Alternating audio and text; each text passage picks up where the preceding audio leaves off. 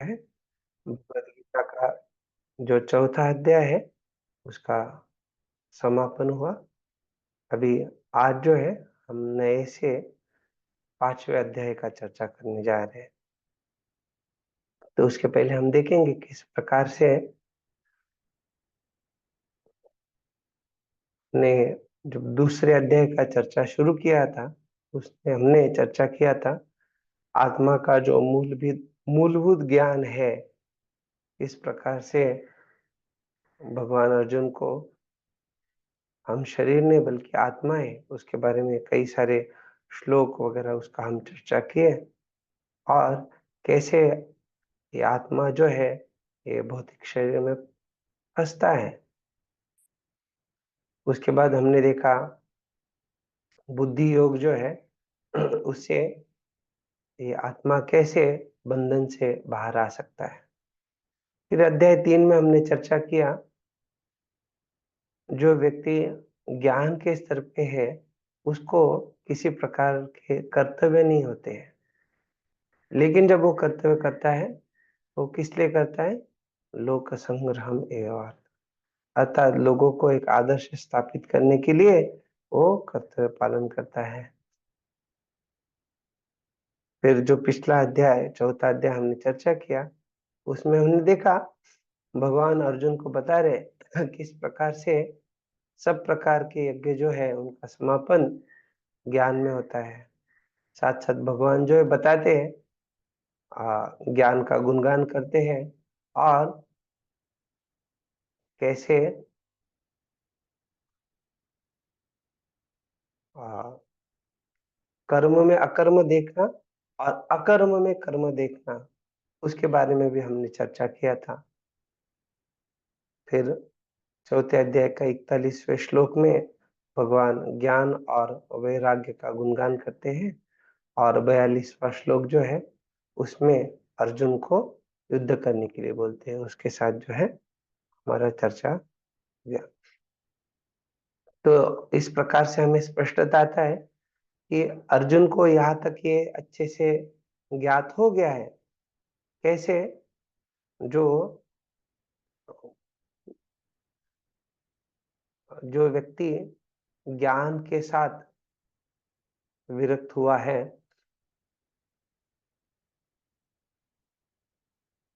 अर्थात ज्ञान में वैराग्य होना, इससे उसका अर्थ ये समझता है कि सारे प्रकार के कार्यों को रुका के उसको जो है रुकाना चाहिए, इस प्रकार से उसकी सोच है। लेकिन जो भक्तिमय जीवन है, भक्तिमय सेवा है, जैसे भगवान कृष्ण बोलते हैं, तो उसमें किस प्रकार से ऐसे कार्य को रुकाया जा सकता है। तो कार्य और वैराग्य ये दोनों जो है अर्जुन को एक प्रकार से उनका समन्वय नहीं हो रहा है, वो असंगत लग रहा है।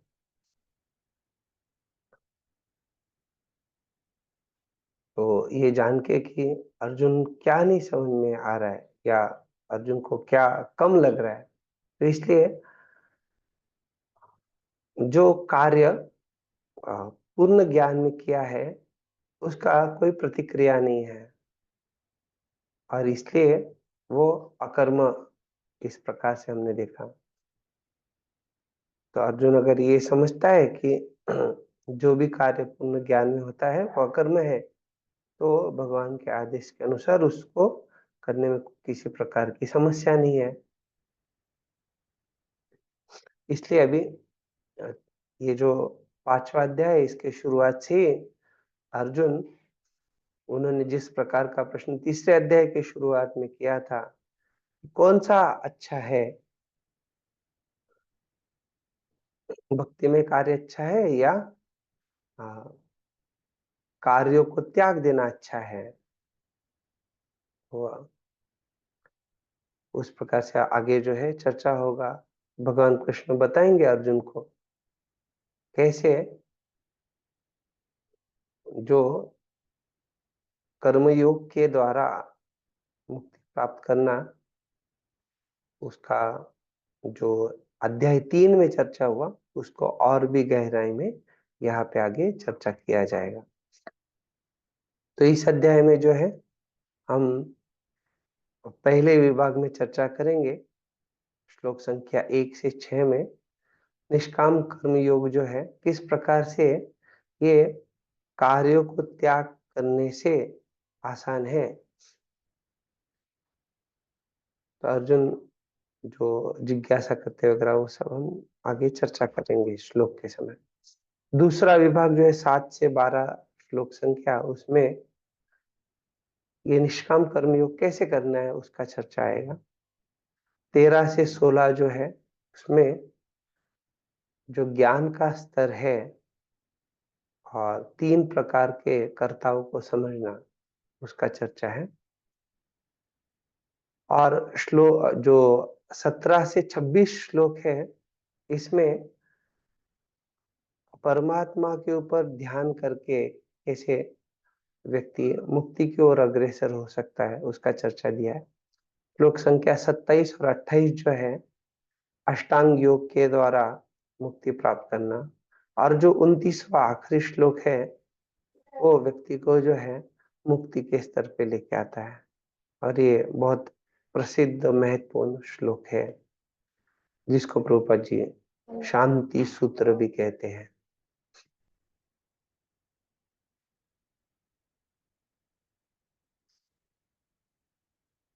अभी जो है अभी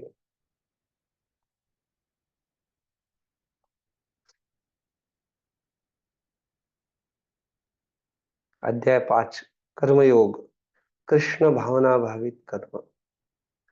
अर्जुन उवाच संन्यासं कर्मणां कृष्ण पुनर्योगं च शंससि यच्छ्रेय एतयोरेकं तन्मे ब्रूहि सुनिश्चितम्।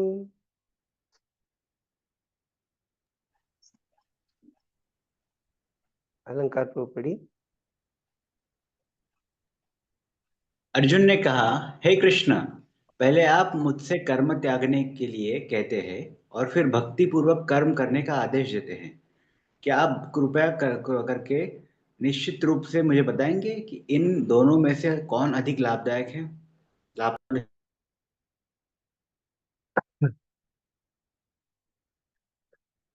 तो पिछला जो अध्याय है उसके अंत में श्रीधर स्वामी कहते हैं उमस्तादिभेदेन कर्म ज्ञान में द्विधा निष्ठोक्ता एन तम वंदे शौरिम संशय संचिदम। तो पुम अवस्थादि भेदेन पुरुष की जो अवस्था है वो और बाकी अन्य जो भेद है उसे कर्मयोग और ज्ञान योग ये दोनों जो है ये निष्ठोक्ता एन तम वंदे, ये दो प्रकार की जो निष्ठा है उनके बारे में हमने पिछले अध्याय में चर्चा किया। और उसका संशय संचिदम, और उसका जो संशय जो भी संदेह है वगैरह उसको मिटाने वाले जो है ऐसे तम वंदे शौर्यम, ऐसे शौर्यम जो शौर्य भगवान कृष्ण है जो शूर सेन के वंश में आए हैं इसलिए शौर्य कहलाते, उनको मैं प्रणाम करता हूँ।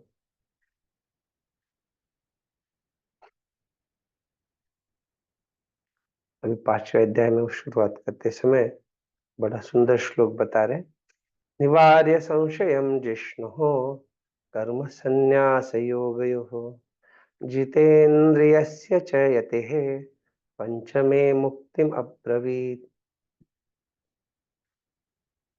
अभी पंचमे अर्थात ये 5वें अध्याय में जो है अर्जुन का जिष्णु कर्म संन्यास योगयोः, अर्जुन का जो कर्म और संन्यास योग विषयक जो भी संशयम निवार्य, वो संशय का यहाँ निवारण करते भगवान। ऐसे जितेंद्रियस्य चयते है, जितेंद्रिय जो है जितेंद्रिय और च यति है, और यति की इसमें मुक्ति बताई गई है। मुक्तिम अब्रवीत। अज्ञान सम्भूतम संशय ज्ञानासिना चित्वा कर्मयोगम आतिष्ठे तम तत्र पूर्वापर विरोधम। तो यहाँ पे कैसे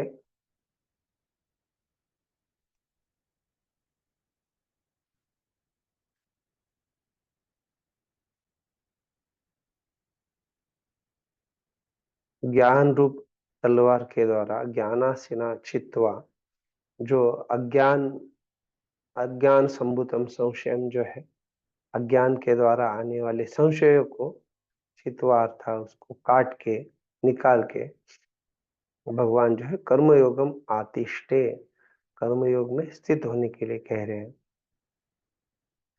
और ये जो भगवान बोले उसमें तत्र पूर्वापर विरोधम, तो वो जो है अर्जुन इसमें विरोध मान रहे हैं। उनको लग रहा है इसमें विरोध है भगवान के बात में, और इसलिए अर्जुन प्रश्न पूछ रहे हैं, जो श्लोक हमें उच्चारण हुआ। तो श्रीधर स्वामी कहते हैं इस श्लोक के आधार पे यस्तु आत्मरतिरेव स्यात् इत्यादिना सर्वं कर्माखिलं पार्थ इत्यादिना च ज्ञानिनः कर्म संन्यासं कथयसि। तो अर्जुन कह रहे कि आपने ये जो श्लोक है यस्तु आत्मरतिरेव स्यात्, ये और अन्य जो श्लोक है जैसे सर्वम कर्माखिलम पार्थ, ये श्लोकों के द्वारा जो ज्ञानिनः, ज्ञानी के लिए कर्म संन्यास बताया हुआ है।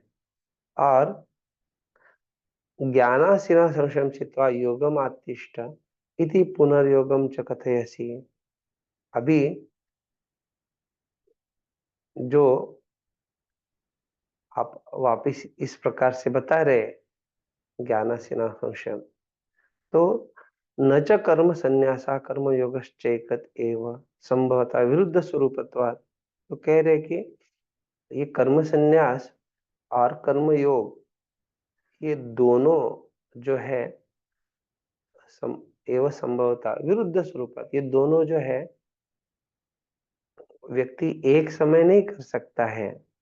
क्यों? क्योंकि ये दोनों का स्वरूप विरुद्ध है, इस प्रकार से वो कह रहे हैं। अर्जुन का ये जो सोच है कि कर्म योग और कर्म संन्यास ये दोनों अलग अलग है।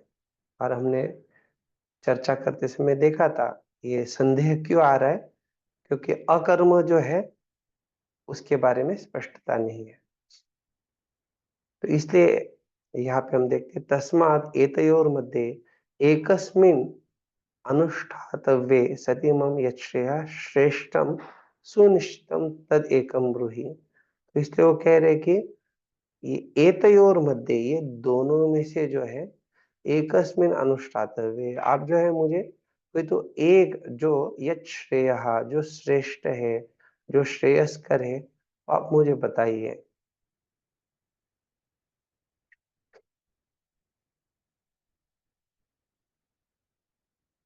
यहाँ पे विश्वनाथ चक्रवर्ती ठाकुर बतलाते हैं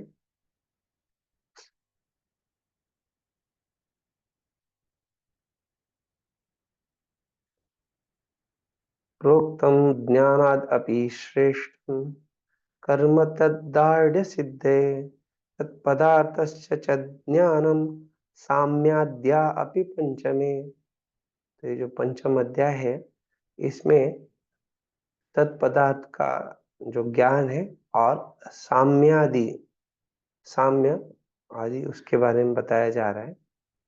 और कह रहे कि प्रोक्तम ज्ञानादपि श्रेष्ठम कर्म तद्दार्ढ्य। तो किस प्रकार से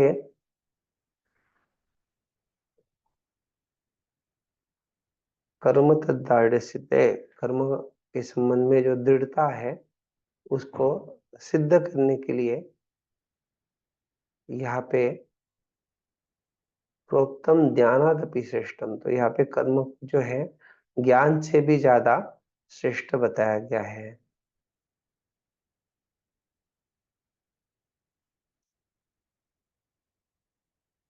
इस पहले श्लोक की टीका में बता रहे हैं, पूर्वाध्यायन्ते श्रुतेन वाक्यद्वयेन विरोधम आशंकमान पुच्छति संन्यासमिति। तो पहले, इसके पहले वाले चौथे अध्याय के अंत में उन्होंने जो सुना था, तो वाक्यद्वयेन, तो दो वाक्यों को सुनकर अभी इनको जो है ये विरोधम आशंकमान पृच्छति, उनको विरोधाभास लग रहा है, और उस आशंका से अर्जुन यहाँ पे भी प्रश्न कर रहे हैं।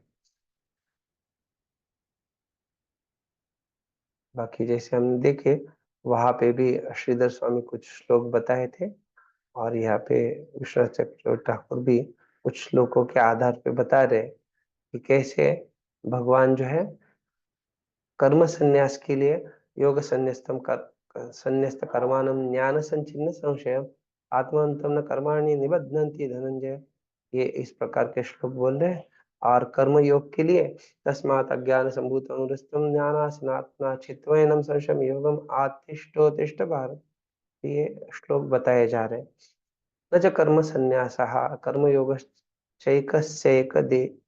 एव संभवता स्थितिगति पद विरुद्ध स्वरूपत्वात्, हमने देखा है कैसे वो विरुद्ध स्वरूप बता रहे हैं। तस्मात् ज्ञानी कर्मा संन्यासम कुर्यात् कर्म योगम व कुर्यात्। तो अभी इसलिए पूछ रहे हैं, इसलिए आप बताइए कि ज्ञानी कर्म संन्यास नहीं करेंगे, कर्म योग करेंगे क्या?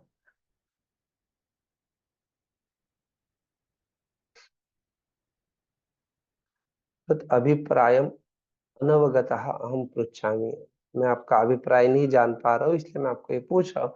एतयोर्मध्ये यद एकम श्रेयत्वानि सुनिश्चितम तन्मे ब्रूहि, तो ये दोनों में से जो भी एक श्रेयस करे वो आप मुझको सुनिश्चित करके बताइए।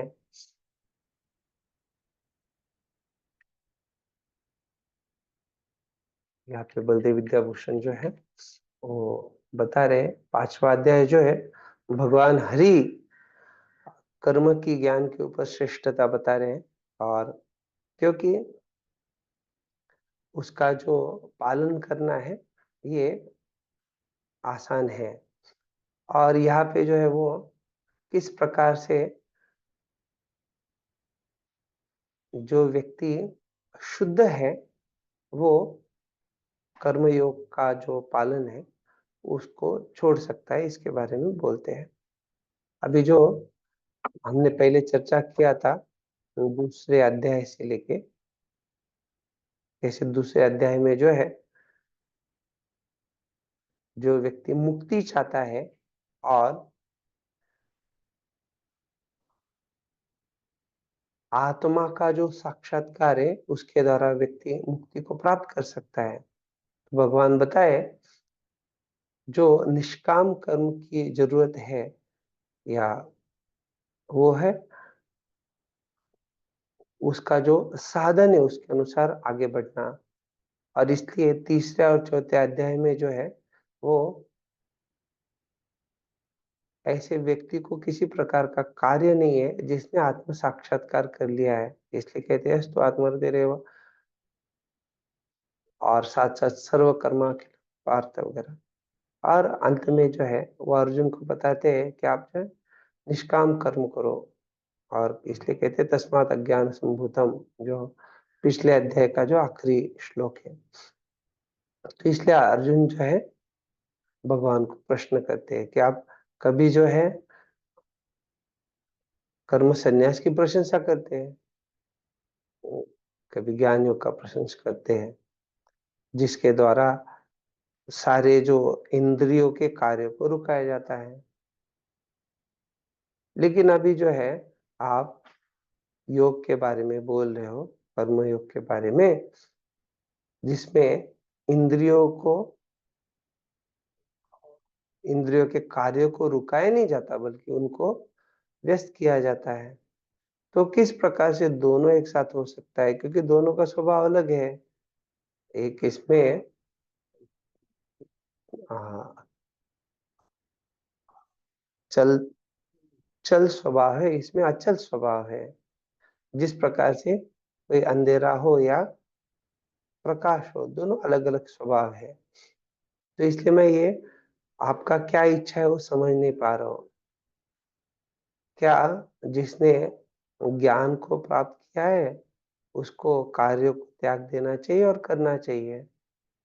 तो इसलिए मैं आपको पूछ रहा हूँ कि आप मुझे निश्चित करके बताइए। प्रभुपाद जी तात्पर्य समझा रहे हैं। भगवत गीता के इस पंचम अध्याय में भगवान बताते हैं कि भक्ति पूर्वक किया गया कर्म शुष्क चिंतन से श्रेष्ठ है। तो आप में से कोई बताएंगे शुष्क चिंतन क्या होता है?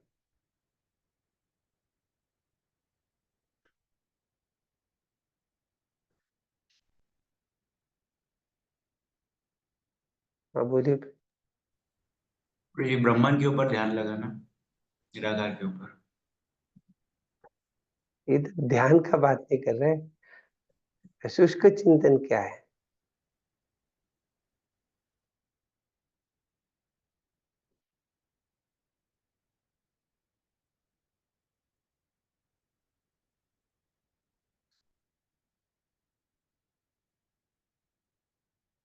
हाँ बोलिए संकीर्तन धन प्रभु।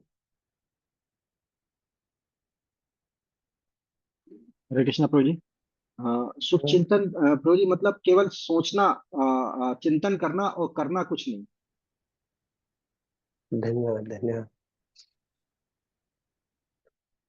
तो जब ये शुष्क चिंतन का बात किया जाता है तो सामान्यतः जो लोग बड़ा बड़ा तत्व ज्ञान चर्चा करते हैं, लेकिन वो जो तत्व ज्ञान का आधार है वो जैसे नेति नेति इस प्रकार से कि ये हाँ परम सत्य नहीं, वो परम सत्य नहीं, बस वो उस प्रकार से आ, चिंतन करते रहते हैं। लेकिन क्या सच है, अर्थात निश्चित रूप से परम सत्य क्या है, वो तो उनको समझता नहीं या उनके पास कुछ उसका निष्कर्ष नहीं है। इसलिए प्रभुपाद जी कह रहे कि भक्ति पूर्वक किया गया कर्म जो है ऐसे शुष्क चिंतन से श्रेष्ठ है। क्योंकि ऐसा जो शुष्क चिंतन है उसमें व्यक्ति के द्वारा ना परम सत्य के प्रति कुछ सेवा अर्पण किया जा रहा है, एक प्रकार से देखा जाए तो बस वो मनोरथे नासति धावत भाई, कितना भी समय तक वो इस प्रकार से शुष्क चिंतन में अपना समय बिता सकता है। तो उससे तो प्रात्यक्षिक रूप से भगवान के प्रति भक्तिमय भाव में किया गया सेवा बहुत श्रेष्ठ है। तो इसलिए कह रहे भक्ति पथ अधिक सुगम है, क्योंकि दिव्य स्वरूपा भक्ति मनुष्य को कर्म बंधन से मुक्त करती है। द्वितीय अध्याय में आत्मा तथा उसके शरीर बंधन का सामान्य ज्ञान बतलाया गया है। उसी में बुद्धि योग भक्ति द्वारा इस भौतिक बंधन से निकलने का भी वर्णन है। तो ये सारा हमने पहले चर्चा किया। आप ये वापिस पढ़ना है पढ़ लीजिए।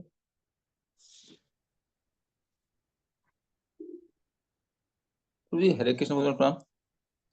हाँ, किंतु यदि भक्ति योग में कोई कर्म करता है तो फिर कर्म का किस तरह त्याग हुआ?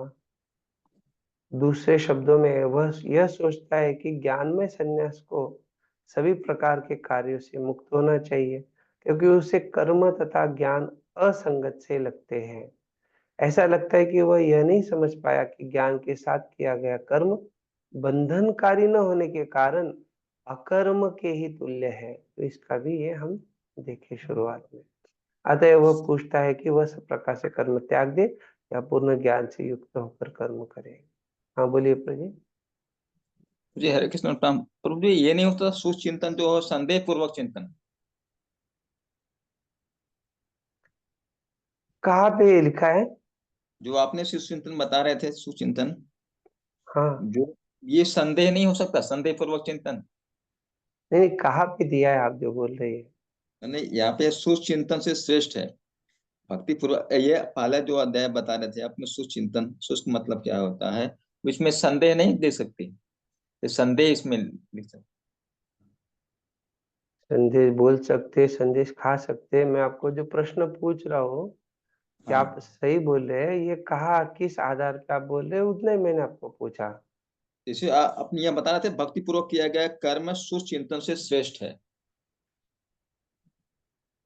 जो पहले पहले 5वां अध्याय का पहले अध्याय पूछ रहे थे। अब बोलिए माता जी। प्रभु जी को समझ में नहीं आ रहा आप जो क्वेश्चन कर रहे हो। हम बोल सकते हैं क्या थोड़ा सा प्रभु जी को? हाँ, आप बताइए। प्रभु जी पूछ रहे हैं, आप जैसे बोल रहे हो ना कि सूक्ष्म चिंतन का अर्थ है संदेह। तो वो कहाँ से आप देखे, संदेह कहाँ से देखे प्रभु जी, वो पूछ रहे हैं। वो कहाँ से देख के आप बोले, आप मेरे से बोल रहे हैं कहीं से, मतलब देखे हैं आप कि संदेह कहाँ से देखे, वो प्रभु जी आपको पूछ रहे हैं प्रभु जी।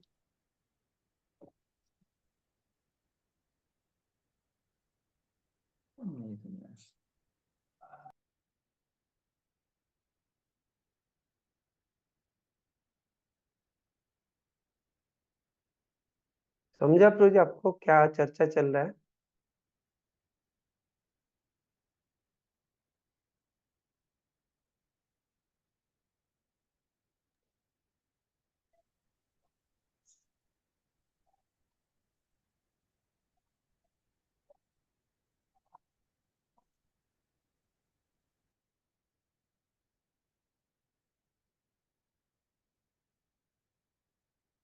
हरे कृष्णा। प्रभु जी हम कंटिन्यू कीजिए आप। तो मैं जो आपको बताया वो किस प्रकार से नीति नीति का, तो ये प्रभुपाद जी समझाते हैं, उसके आधार पर मैंने बताया कि सामान्यता परम सत्य क्या है, ब्रह्म क्या है, वो लोगों का ये चर्चा होता है कि ये ब्रह्म है या ये परम सत्य है, ये परम सत्य। अर्थात सारा तो नीति नीति करते रहते हैं जब तक उनको परम सत्य क्या है पता नहीं चले। तो इसलिए वो प्रभुपाद जी वहां कहते हैं कि इस प्रकार से उनका जो है ये शुष्क चिंतन चलते रहता है। तो अगर आप जो बता रहे हो उसको कुछ आधार है तो हम वो चर्चा कर सकते हैं।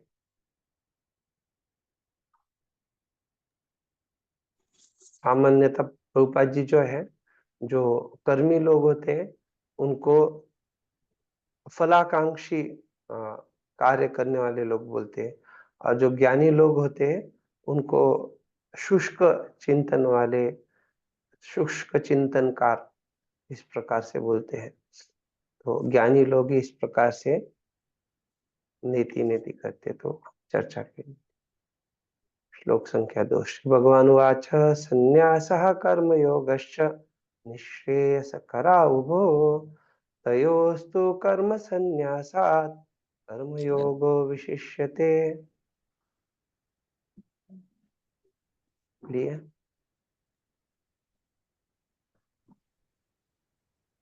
संकीर्तन हरे कृष्ण प्रभु जी, धन्यवाद प्रणाम। कि भगवान ने उत्तर दिया, मुक्ति के लिए तो कर्म का परित्याग तथा भक्तिमय कर्म कर्मयोग दोनों ही उत्तम है, किंतु इन दोनों में से कर्म के परित्याग से भक्ति युक्त कर्म श्रेष्ठ है। तो अयम भाव, तो भाव क्या है समझा रहे यहाँ भी। नहीं वेदांत वेद्यात्म तत्वविदम प्रति कर्म योगम अहम ब्रवीमि यद पूर्वोक्तेन संन्यासेन विरोधः स्यात् अपितु। ओके ठीक है, तो यहाँ पे कह रहे कैसे दोनों जो है संन्यास और कर्मयोग जो है, ये दोनों एक प्रकार से देखा जाए तो लाभदायक है, कल्याण करने वाले हैं।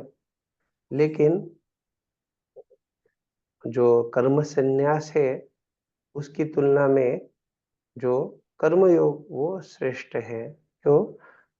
कर्म संन्यासात कर्मयोग विशिष्यते तयो होतु, और दोनों में ये विशिष्ट है। और फिर कह रहे वेदांत वेद्यात्म तत्वविदम प्रति, तो कहा जा रहा है किस प्रकार से मैं जो वेदांत द्वारा जानने योग्य हो, आत्म तत्वविदम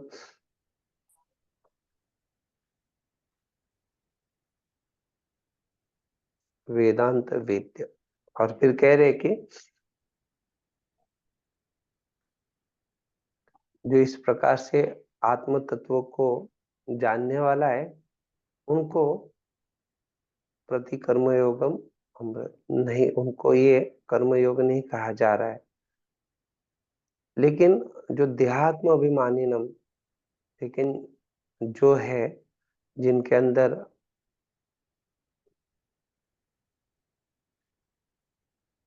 देहात्म अभिमान अर्थात देह को आत्मा मानना या शरीर को ही अपनी पहचान समझना, इसलिए अपितु देहात्म अभिमानिनम त्वाम बंधुवदादि निमित्त शोक मोहादि कृतम एनम संशयम देहात्म विवेक ज्ञानासिना चित्वा।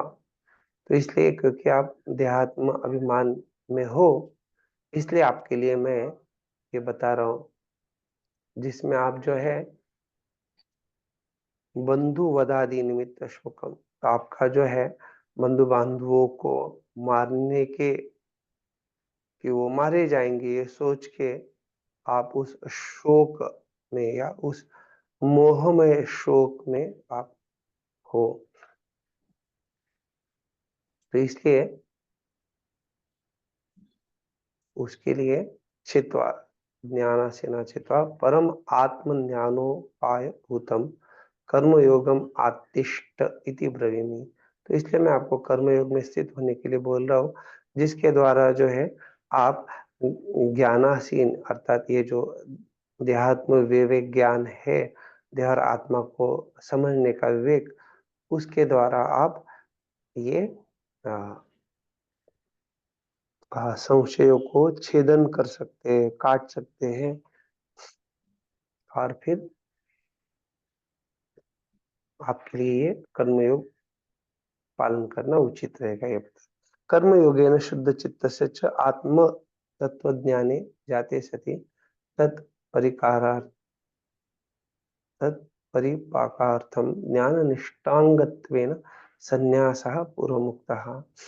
अभी यहाँ पे बता रहे कर्मयोग के द्वारा जब शुद्ध चित्त हुआ ऐसा व्यक्ति, उसको आत्म तत्व ज्ञाने जाते सति, अर्थात वो जब आत्म तत्व को प्राप्त करता है तो तत्परिपाकार्थम, तब उसका जो ज्ञान परिपक्व हो जाएगा और उसकी ज्ञान निष्ठा जो है होगी, ज्ञान निष्ठांगत्वेन संन्यासा पूर्वमुक्ता। तो उस ज्ञान निष्ठा के अंग से वो संन्यास कहा गया है। तो अर्थात उसके लिए बड़ा महत्वपूर्ण है कि वो ज्ञान में परिपक्व हो जाए। एवं सत्यंग प्रधान योहो विकल्पा योगात् संन्यासः कर्म योगश्चेति, तो उभो अपि भूमिका भेदन समुचितो एव निःश्रेयसं साधयति, तथापि तु तयोर्मध्ये कर्म संन्यासात् सकाशात् कर्मयोग। तभी यहाँ कह रहे किस प्रकार से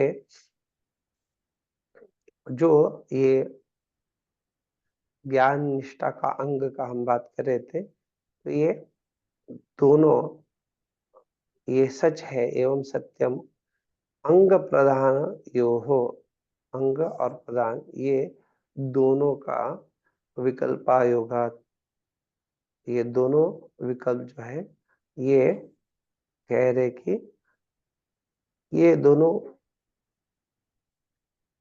उचित नहीं है। तो संन्यासा कर्मयोगश्चेत यो उभो अपि, तो इसलिए संन्यास और कर्मयोग ये दोनों जो है इनका भूमिका भेदेना, भूमिका भेद के कारण समुचितो एव निःश्रेयसम, तो ये समुचित कल्याण को साधयता सिद्ध करता है। फिर भी तथापि तयोर मध्य, फिर भी दोनों में से जो है कर्म संन्यासात सकाशात कर्म, तो कर्म संन्यास से भी जो है ये सकाशात अर्थ उसकी अपेक्षा कर्मयोग जो है ये विशेष है, विशिष्टा भवति। विश्वनाथ चक्र ठाकुर यहाँ बता रहे कर्म योग विशिष्यत इति ज्ञानिनः कर्म करने न कोपि दोषः। तो कर्म योग यहाँ पे विशिष्ट है और इसलिए अर्थात श्रेष्ठ है, इस प्रकार से बताया जा रहा है।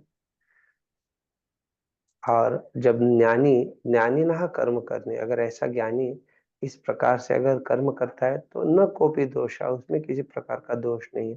प्रत्युत निष्काम कर्मणा चित्त शुद्धि दाढ़ ज्ञान दाढ़्यम एवं स्यात्। तो इसलिए कह रहे हैं निष्काम कर्म करके व्यक्ति जो है चित्त शुद्धि जब उसका हो जाएगा तो उससे वो उसकी ज्ञान दाढ़्य में, उसे ज्ञान में भी उसकी दृढ़ता आएगी। संन्यासिनः तो कदाचित तत् वैगुण्ये सति किम तद उपशमनार्थम किम कर्म निषिद्धम। लेकिन कह रहे हैं अगर सन्यासी के कदाचित चित्त वैगुण्य, उस चित्त में अगर कुछ विकार हो जाए तो क्या उसके लिए तद उपशमनार्थ, उसको अगर शांत करना है, उपशमन करना है, किम कर्म निषिद्धम, क्या उसके लिए कर्म का निषेध है। तो अभी भगवान बता रहे ज्ञानाभ्यास प्रतिबंधक तु चित्त वैगुण्यमेव विषय ग्रहणे तो वांताशित्वम एव स्यादिते भावः। तो इसलिए कह रहे कि ये चित्त का वैगुण्य जो है सन्यासी के लिए, वो उसके ज्ञानाभ्यास प्रतिबंधकंतु, उसके ज्ञानाभ्यास में जो है वो निश्चित रूप से प्रतिबंध लाता है, उसके लिए बाधक है। और चित्त वैगुण्य विषय ग्रहण तो इसलिए कह रहे कि ऐसी अवस्था में जो है और विषय ग्रहण करेगा तो निश्चित रूप से वो वांताशी हो जाएगा। तो आप में से कोई बता सकता है वांताशी क्या होता है।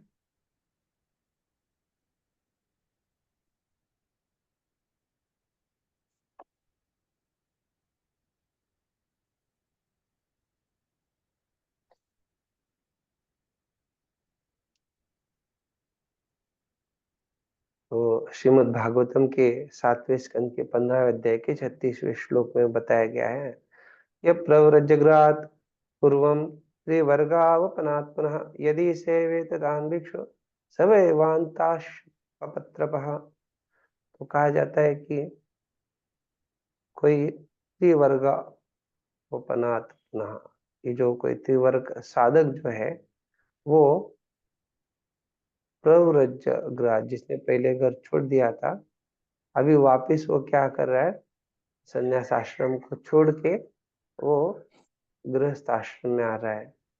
तो उसको जो है सवय वांताश, उसको वांताशी कहा जाता है। तो वांताशी अर्थात जो व्यक्ति कुछ खाया हुआ बाहर डालता है, उल्टी होता है, उसको वापस खाता है। तो अर्थात उसने पहले इसको एक तुच्छ के रूप में सब कुछ त्याग दिया था, अभी उसी को खा रहा है, या उस वहां पे वो वापस सेवा स्वीकार कर रहा है।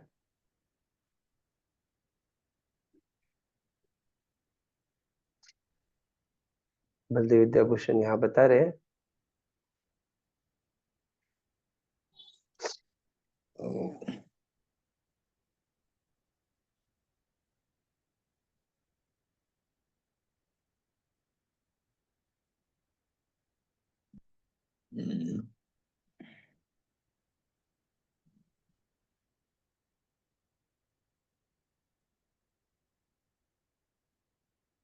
इसका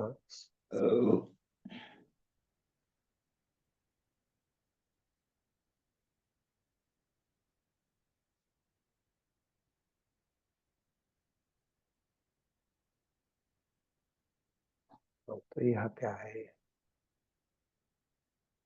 तो अर्जुन ने जब पूछा तो भगवान यहाँ पे उत्तर में बता रहे कि दोनों जो है ये लाभदायक है, क्योंकि दोनों जो है मुक्ति के लिए कारण होते हैं, लेकिन कर्मयोग जो है ये ज्ञान योग से श्रेष्ठ है,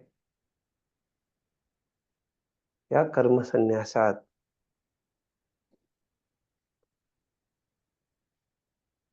कर्मयोग जो है वो ज्ञान के पालन में जो दोष है उस प्रकार के कर्मयोग में दोष नहीं है, क्योंकि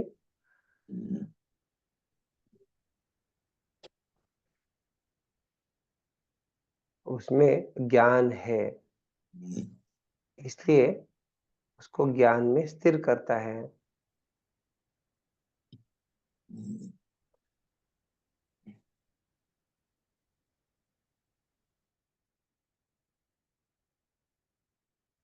लेकिन जिसने अपने कार्यों को छोड़ दिया है, अब ज्ञान में स्थिर होने के कारण अगर अपनी चेतना में वो दोष पाता है, विकार पाता है, तो उसको कर्मयोग करना चाहिए, जो कि उस दोष को ठीक किया जाए।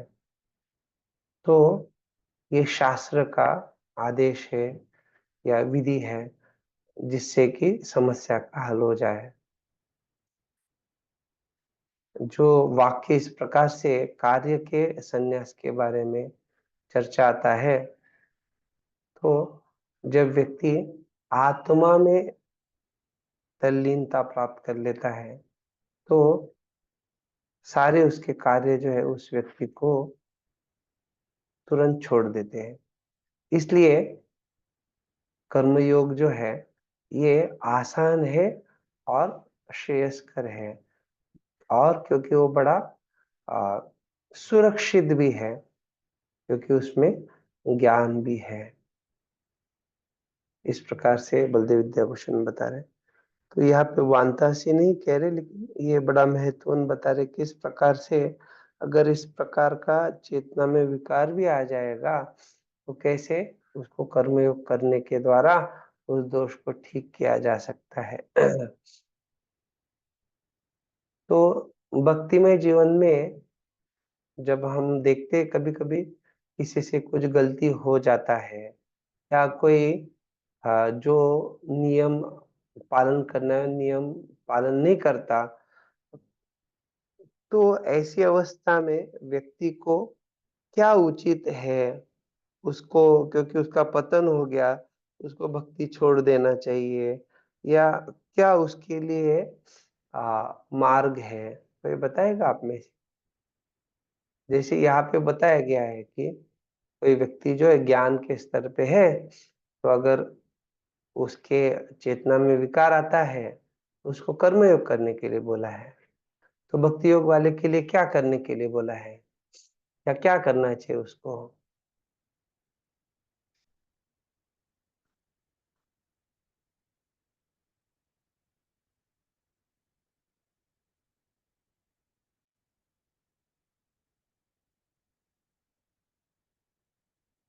हाँ बोलिए बोलिए। हरे कृष्णा प्रभु जी, धन्यवाद प्रणाम। प्रभु जी, भक्ति में विकार तो मतलब इस कलयुग में पल पल हमारे उसमें आता रहता है प्रभु जी। बट हमारे लिए जो निर्धारित डेली भक्तिमय कार्य है वो करते रहने से ही हम उससे बच सकते हैं। जैसे कि हमको गुरु द्वारा निर्दिष्ट है कि हमको भगवान का जो जो डेली का रूटीन है अपना करते हुए अपने कर्म करने हैं। तो भक्तिमय कर्म करके ही हम इन विकारों से बच सकते हैं। हमको अपने मन को किसी भी तरह से भक्तिमय कार्यों में लगा के रखना है। तो यही एक एक कार्य है जिससे हम विकारों से बच सकते हैं। धन्यवाद। तो भक्ति ही जो है ये आ, समस्या का निवारण है। इसलिए जब भगवान कहते हैं अपिछेदस्य पापेभ्यः, या श्रेयो वैश्यास्तथा शूद्रो तेपि यान्ति पराम गतिम, अर्थात ये जो भक्तिमय जीवन है सभी के लिए अगर कुछ समस्या भी होता है, कुछ पतन होता है, लेकिन हर अवस्था में उसको जो है भक्तिमय जीवन को गंभीरता से जारी रखना चाहिए। ये नहीं कि अरे भक्ति में जीवन में अच्छा है कि पाप करो और वापिस भक्ति करो, तो पाप करते रहो, ये नहीं बताया जा रहा है। कि अगर कोई बिना चाहे, उसके पिछले संस्कारों के कारण, उसके बद्धता के कारण कुछ गलती कर बैठता है, तो उसको सुधार के लिए क्या मार्ग है, उसको और भक्ति में गंभीर होना चाहिए। तो यहाँ बता रहे, इसलिए प्रभुपाद जी तात्पर्य में बता रहे, सकाम कर्म इंद्रिय तृप्ति में लगना ही भव बंधन का कारण है। जब तक मनुष्य शारीरिक सुख का स्तर बढ़ाने के उद्देश्य से कर्म करता रहता है, तब तक वह विभिन्न प्रकार के शरीरों में देहांतर करते हुए भवबंधन को बनाए रखता है। अर्थात प्रभुपाद जी बता रहे यहाँ पे, इस प्रकार से सकाम कर्म निश्चित रूप से इंद्रिय तृप्ति में के लिए किया जाता है, कामनाएं है वो। और जब ऐसे स्तर को बढ़ाने का उद्देश्य रहता है, तो निश्चित रूप से वो क्या है, अलग अलग शरीरों में उसका देहांतरण होता है। तो इसलिए प्रभुपाद जी ये भागवतम के श्लोक के आधार पे बता रहे हैं, नूनम प्रमत्ता कुरुते विकर्म यद इंद्रिय प्रीतय आप्नुनोति न साधु मन्ये यदात्मनोऽयम् असन्नपि क्लेशद आस देह पराभवस्तावदबोध जातो यावन्न जिज्ञासत आत्मतत्त्वम् यावत् क्रियास्तावदिदं मुनो वै कर्मात्मकं येन शरीरबन्धः एवं मनः कर्मवशं प्रयुङ्क्ते अविद्ययात्मान्य उपदीयमाने प्रीतिर्न यावत् मयि वासुदेवे न मुच्यते देह योगेन तावत्। तो इस प्रकार से प्रभुपाद जी बड़ा अच्छे से समझा रहे आप। जो लोग इंद्रिय तृप्ति के पीछे मत्त हैं, वे यह नहीं जानते कि उनको क्लेशों से युक्त यह शरीर उनके विगत सकाम कर्मों का फल है। यद इंद्रिय प्रीत आपनोति, तो उनको ये स्पष्टता नहीं रहता है और वो प्रमत्त हो जाते हैं। यद्यपि यह शरीर नाशवान है, किंतु यह नाना प्रकार के कष्ट देता रहता है। अतः इंद्रिय तृप्ति के लिए कर्म करना श्रेयस्कर नहीं है। जब तक मनुष्य अपने असली स्वरूप के विषय में जिज्ञासा नहीं करता, उसका जीवन व्यर्थ रहता है। वो पराभवस, तब तक वो पराभव है जीवन में। कब तक? अबोध जाता है, जब तक वो जानता नहीं।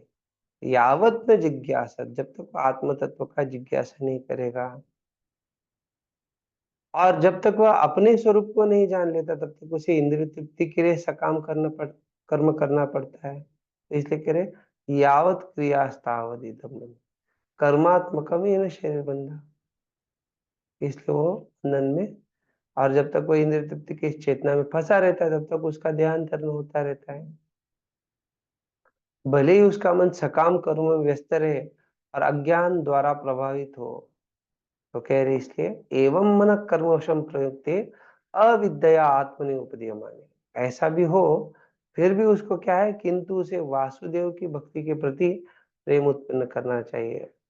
तो इसलिए जो मार्ग बताया जा रहा है कि प्रीति न यावत में वासुदेव, तो जब तक व्यक्ति को भगवान के प्रति मैं वासुदेव के प्रति प्रीति नहीं आ रही है, भगवान बता रहे हैं, तब तक न मुच्यते देह योगेन तावत, तब तक वो इस देह के बंधन से छूट नहीं सकता है।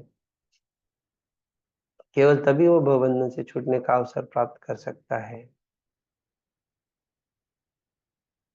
ये प्रभुपाद जी समझा रहे। अतः यह ज्ञान ही कि वह आत्मा शरीर में मुक्ति के लिए पर्याप्त नहीं है, तो भगवान के प्रति उसको प्रेम विकसित करना चाहिए। इसलिए प्रभुपाद जी कह रहे, किंतु कृष्ण भावना भवित होकर कर्म करना सकाम कर्म नहीं है। पूर्ण ज्ञान से युक्त होकर किए कर्म वास्तविक ज्ञान को बढ़ाने वाले हैं।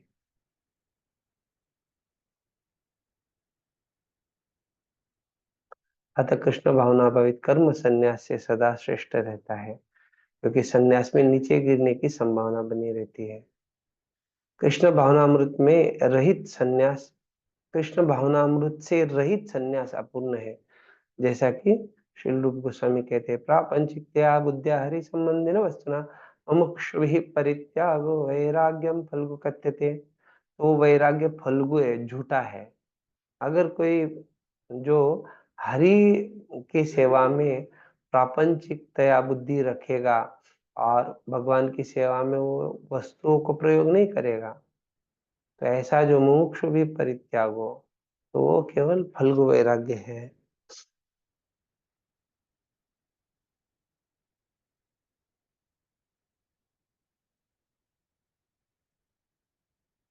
रूपा जी बता रहे कैसे हमें अपना कुछ नहीं समझना चाहिए। अगर ऐसी ही भावना है तो फिर संन्यास का प्रश्न ही कहाँ उठता है। ये बहुत अच्छा विचार है। अगर किसी का इस प्रकार से सही धारणा हो गया, ईशावास्यमिदं सर्वम, सब कुछ भगवान का है, मेरा क्या है, तो फिर संन्यास किस चीज से लेना है। जो व्यक्ति यह समझता है कि सारी संपत्ति कृष्ण की है, वह नित्य सन्यासी है।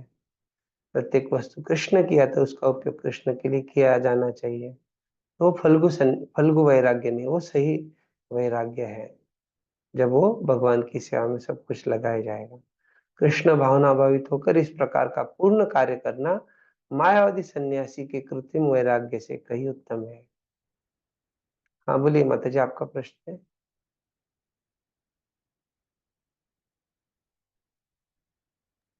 हरे कृष्णा। प्रभु जी, हाँ थोड़ा ये कर्म संन्यास के बारे में मतलब बोलेंगे क्या? मुझे समझ में नहीं आया। कर्म योग और संन्यास और कर्म संन्यास। कर्म योग तो समझ में आया। ये संन्यास जो दिया है हर श्लोक में, और आप बोल रहे हैं कर्म संन्यास, दोनों एक है प्रभु जी या अलग है? संन्यास मतलब जो कर्म को त्याग कर देते हैं, उसको संन्यास बोला गया है। हाँ, तो वही कर्म, कर्म संन्यास है। ओ वही कर्म जी। ठीक है प्रभु जी।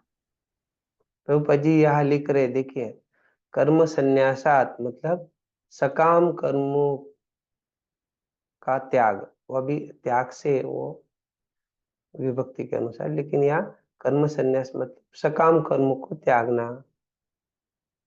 तो सकाम कर्म क्या होते हैं?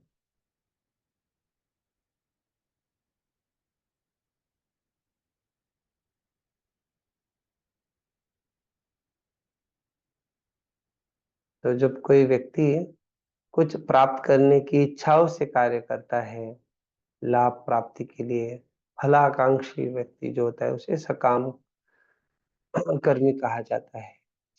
वो त्याग करना, उसको कर्म संन्यास कहा जा रहा है।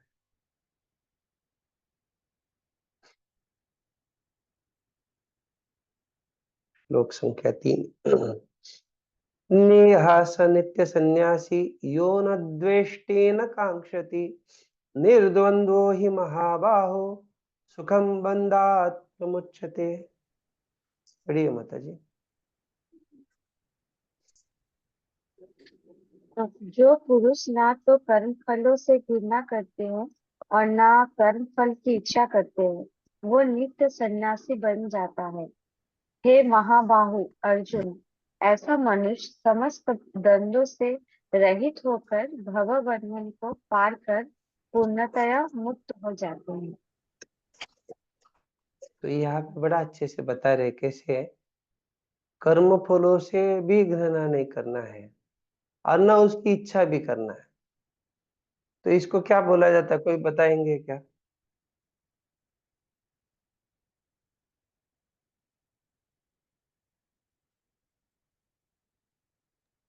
नित्य सन्यासी यहाँ पर बोला गया है। हाँ, अलंकार को बोलिए। जी कृष्ण यहाँ पे राग और द्वेष की बात कर रहे हैं। हाँ बराबर। तो ये जो सामान्यतः देखा जाता है कि भौतिक संसार में ये हमेशा राग द्वेष, ये पेंडुलम या दोलायमान स्थिति रहती है। कभी व्यक्ति कहीं आसक्त हो जाता है, फिर कभी विरक्त हो जाता है, कहीं आसक्ति विरक्त। हाँ बोलिए सोनाली पाटिल में। हरे कृष्ण प्रभु जी, उसको स्थित प्रज्ञ भी कह सकते हैं, स्थित प्रज्ञ। ये प्रश्न अलग है, आप थोड़ा अलग दिशा में। तो यहाँ पे जब चर्चा किया जा रहा है कि घृणा होना या आसक्ति होना, तो निश्चित रूप से इसके बारे में भी हमने श्लोक देखा, राग द्वेष वियुक्त या अलग अलग प्रकार से वीतराग भय क्रोधा। तो जब ये बोला जा रहा है राग द्वेष, तो निश्चित रूप से यहाँ पे द्वेष का बात आ रहा है, लेकिन राग कैसे पता चलता है? अलंकार को आपने राग बोला, कैसे पता चलता है राग? कोई चीज अच्छी लगती है ब्रो। क्या? कोई चीज हमें इंद्रियों को अच्छी लगती है, मन को अच्छी लगती है। हाँ, मतलब क्या? आसक्ति। मतलब भगवान यहाँ क्या बोल रहे हैं? Can't say bro. कांक्षति या इच्छा करना, अर्थात व्यक्ति आकांक्षा करता है, चाहिए चाहिए, मिलना चाहिए, उसके लिए प्रार्थना करेगा, उसके लिए उस वस्तु के ऊपर जो भी है उसके ऊपर चिंतन करेगा, उसके लिए अलग अलग प्रयास करेगा। तो ये जो कांक्षति है वो आसक्ति दर्शाता है। जब वो द्वेष, तो वो तो स्पष्ट ही रहता है, और द्वेष ज्यादा तीव्रता से भी समझ में आ जाता है। तो भगवान कह रहे कि निर्द्वंदो, ऐसे निर्द्वंद होने पे व्यक्ति जो है बंध से मुक्त हो जाएगा। तो यहाँ पे बता रहे, जब हमने चर्चा किया कि कर्म संन्यासी कर्मयोग श्रेष्ठ है, तो कुत इत्यपेक्षायां संन्यासित्वेन कर्मयोगम स्तुवन् तस्य श्रेष्ठतम दर्शयति। कर्मयोग की स्तुति की गई है, कैसे ये श्रेष्ठ है बताओ? तो इस श्लोक में भगवान बता रहे राग द्वेषादि राहित्येन परमेश्वरार्थम कर्माणि यो अनुतिष्ठति। तो राग द्वेष रहित होके जो भगवान के लिए, परमेश्वर के प्रत्यर्थ कर्म का अनुष्ठान कर रहा है, स नित्यम कर्मानुष्ठान काले भी सन्यासी। ऐसा व्यक्ति हमेशा कर्म का अनुष्ठान करते हुए भी या कर्म करते हुए भी, ऐसा व्यक्ति जो है वो हमेशा क्या है? सन्यासी देवज्ञेयः, उसको सन्यासी जाना जाना चाहिए। तत्र हेतु, इसी कारण से निर्द्वंद्व राग द्वेषादि द्वंद्व शून्य, भगवान बोल रहे कि इसलिए आप निर्द्वंद्व बनो, राग द्वेष आदि जो है उस द्वंद्व से आप रहित हो जाओ। ही शुद्ध चित्ता ज्ञान द्वारा सुखम अनायासेन एव बंधात संसारात् मोच्यते। अर्थात जब व्यक्ति इस प्रकार से शुद्ध चित्त होगा इस ज्ञान के माध्यम से, तो वो सुख को प्राप्त करेगा, और अनायासेन एव बंधात संसारात् मोच्यते, तो बिना प्रयास से ही, अनायास ही वो इस संसार से, बंधन से मुक्त हो जाएगा। प्रमुच्यते यस्मात् एवं अंग प्रधानत्वेन उभयोर अवस्था भेदेन कर्म समुच्चयः। अतः विकल्पम अंगीकृत्योभयः कः श्रेष्ठ इति प्रश्नः अज्ञानिना अज्ञानिनाम एव चित्तो न विवेकिनाम इत्याह। अभी समझा रहे कैसे कि यहाँ पे हमने जैसे पहले अंग और प्रदान का चर्चा किया था, तो एक अंग है और दूसरा प्रदान है, और ये दोनों अवस्था भेद है ना, ये दोनों का अवस्था भेद से जो है कर्म समुच्चय है। और इसलिए विकल्पम अंगीकृत्य भयोः, अर्थात ये दोनों में श्रेष्ठ कौन सा है? उभयः, दोनों में उभयः कहाँ श्रेष्ठ, ये प्रश्न किया जा रहा है। तो ऐसा प्रश्न जो है, इति प्रश्न अज्ञानी नाम एव उचितः, जो व्यक्ति अज्ञानी है उनके लिए ऐसा प्रश्न उचित है, लेकिन न विवेकी नाम इत्याह, लेकिन जो व्यक्ति विवेकी है उसके लिए प्रश्न उचित नहीं है, इस प्रकार से बता रहे। तो जब ये बताया जा रहा है कि अवस्था भेद के कारण बस क्रम समुच्चय है, ये समझना है, ऐसा नहीं पूछना है कि ये दोनों में कौन सा श्रेष्ठ। तो बतलाया जा रहा है कि अज्ञान के कारण है।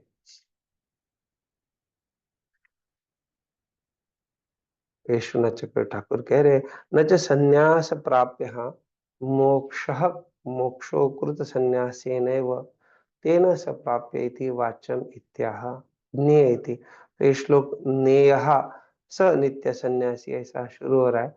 तो बता रहे क्योंकि संन्यास प्राप्यो मोक्ष, संन्यास के द्वारा जो मोक्ष मिल रहा है वो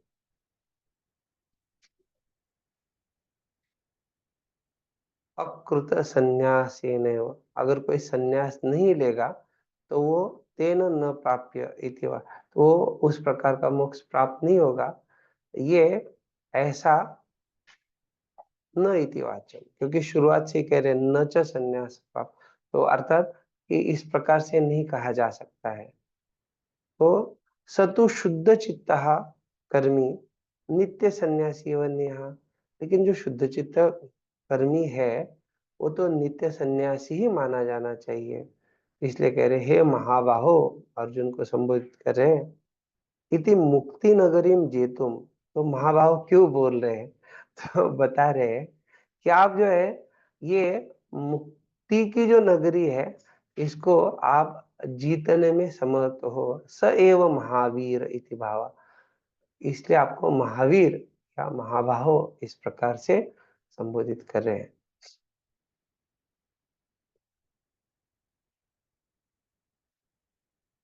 बलदेव विद्याभूषण यहाँ जो है स्पष्टता दे रहे हैं, क्यों ये सही अच्छा है या श्रेष्ठ है, कर्म संन्यास से कर्मयोग क्यों श्रेष्ठ है। तो जो व्यक्ति कर्मयोगी है, जो शुद्ध चित्त वाला है, वो नित्य सन्यासी है। इसका अर्थ क्या हो गया कि कर्मयोगी जो है नित्य रूप से ज्ञान में स्थित है। क्यों ऐसा है? क्योंकि वो अपने आत्मा के साक्षात्कार में, कर्मयोग में उसको जो आत्म साक्षात्कार है उसमें वो संतुष्ट है, और ना वो किसी चीज से, जैसे हमने देखा, ना आकांक्षा कर रहा है ना द्वेष कर रहा है, वो द्वंद्वों को सहन करता है, निर्द्वंद्व ही महाभाव।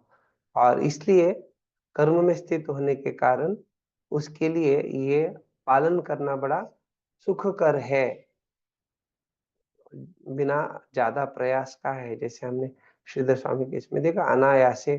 तो इसलिए वो जो है बंधात प्रमुच्यते, इस प्रकार से स्पष्टता देते हैं।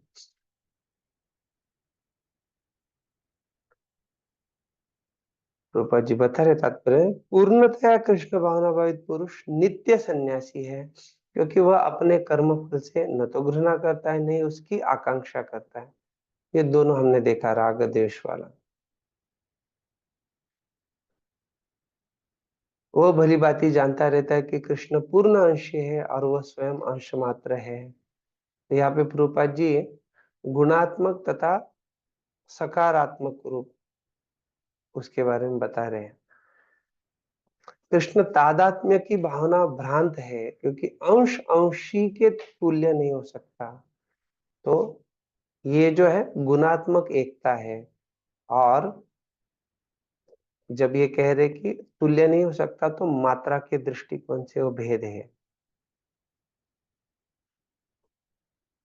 उसके मन में किसी प्रकार का छल कपट नहीं रहता, क्योंकि वह जो कुछ भी करता है कृष्ण के लिए करता है। इस प्रकार छल कपट से रहित होकर वह इस भौतिक जगत से भी मुक्त हो जाता है।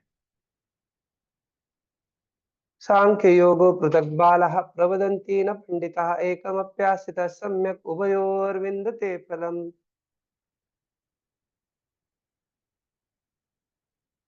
सोनाली पाटिल मदद पढ़िए। हाँ, हरे कृष्ण। अज्ञानी ही भक्ति कर्मयोग को भौतिक जगत के विश्लेषणात्मक अध्ययन से भिन्न कहते हैं। जो वस्तुतः ज्ञानी है वे कहते हैं कि जो इनमें से किसी एक मार्ग का भली भांति अनुसरण करता है वह दोनों के फल प्राप्त कर लेता है। हरे कृष्ण। तो कह रहे सम्यक उभयोर, उभयोर अर्थात दोनों का विन्दते फलम, दोनों का फल प्राप्त होता है, ऐसे बता रहे। सांख्य शब्देन ज्ञान निष्ठा वा तदंगम संन्यासम लक्ष्यति। तो यह जो है ज्ञान निष्ठा, ये जो वाचिना अर्थात वाचक शब्द के द्वारा यहाँ पे ज्ञान निष्ठा वाचक के सांख्य शब्द के, सांख्य शब्देन, सांख्य शब्द के द्वारा वो तद अंगम, उसके अंग रूप संन्यासम लक्ष्यति, संन्यास को दर्शा रहे हैं। संन्यास कर्म योगो एक फलो संतो, संन्यास और कर्म योग जो है दोनों एक ही फल देने वाले हैं। फिर भी पृथक स्वतंत्रो स्वतंत्र इति बाला अज्ञा एवं प्रोदंती न तो पंडिता। लेकिन कोई इसको पृथक समझता है, स्वतंत्र समझता है, तो वो जो व्यक्ति है बाला, या वो व्यक्ति अज्ञानी है, वो पंडित नहीं है। इसीलिए तत्र हेतु अनयो एकम अपि सम्यक आस्थिता आश्रिता सन उभयोरपि फलम प्राप्नोति। जो इसलिए कहा गया है कि कोई व्यक्ति अगर दोनों में से एक भी अच्छे से पालन करता है, एक में भी अच्छे से आश्रित है, तो सन उभयोर अभी फलम प्राप्त होती है, तो वो दोनों का फल प्राप्त कर लेता है। तथा ही कर्म योगम सम्यक अनुतिष्ठन शुद्ध चित्ता संज्ञान द्वारा यद उभयो फलम कैवल्यम तद्विंदति। तो जो व्यक्ति जो है कर्मयोग का अच्छे ढंग से पालन करता है, तो शुद्ध चित्त होकर ज्ञान के द्वारा वो दोनों का फल प्राप्त करता है। यहाँ पे फलम कैवल्यम कहा गया, अर्थात वो फल है कैवल्य। संन्यासम सम्यक आस्तित्वपि पूर्वम अनुष्ठितस्य कर्मयोगस्यापि परंपरया ज्ञान द्वारा। तो कह रहे कि जो व्यक्ति संन्यास में सम्यक आस्तित्व, जो पूर्ण रूप से स्थित है, और पूर्वम अनुष्ठितस्य, उसने पहले जो कर्म योग किया है, और वो परंपरा ज्ञान द्वारा, परंपरा से जो है ज्ञान के द्वारा वो यद उभयो फलम कैवलम तद्विंदति इति, वो जो है वो दोनों का फल प्राप्त करता है। तो यहाँ पे अभी कह रहे न पृथक फलत्वम अनयोः इत्यर्थः। तो दोनों का जो है ये अनयोः पृथक फलत्वम, न न पृथक फलत्वम अर्थात दोनों का अलग अलग फल नहीं है, ये स्पष्ट किया है।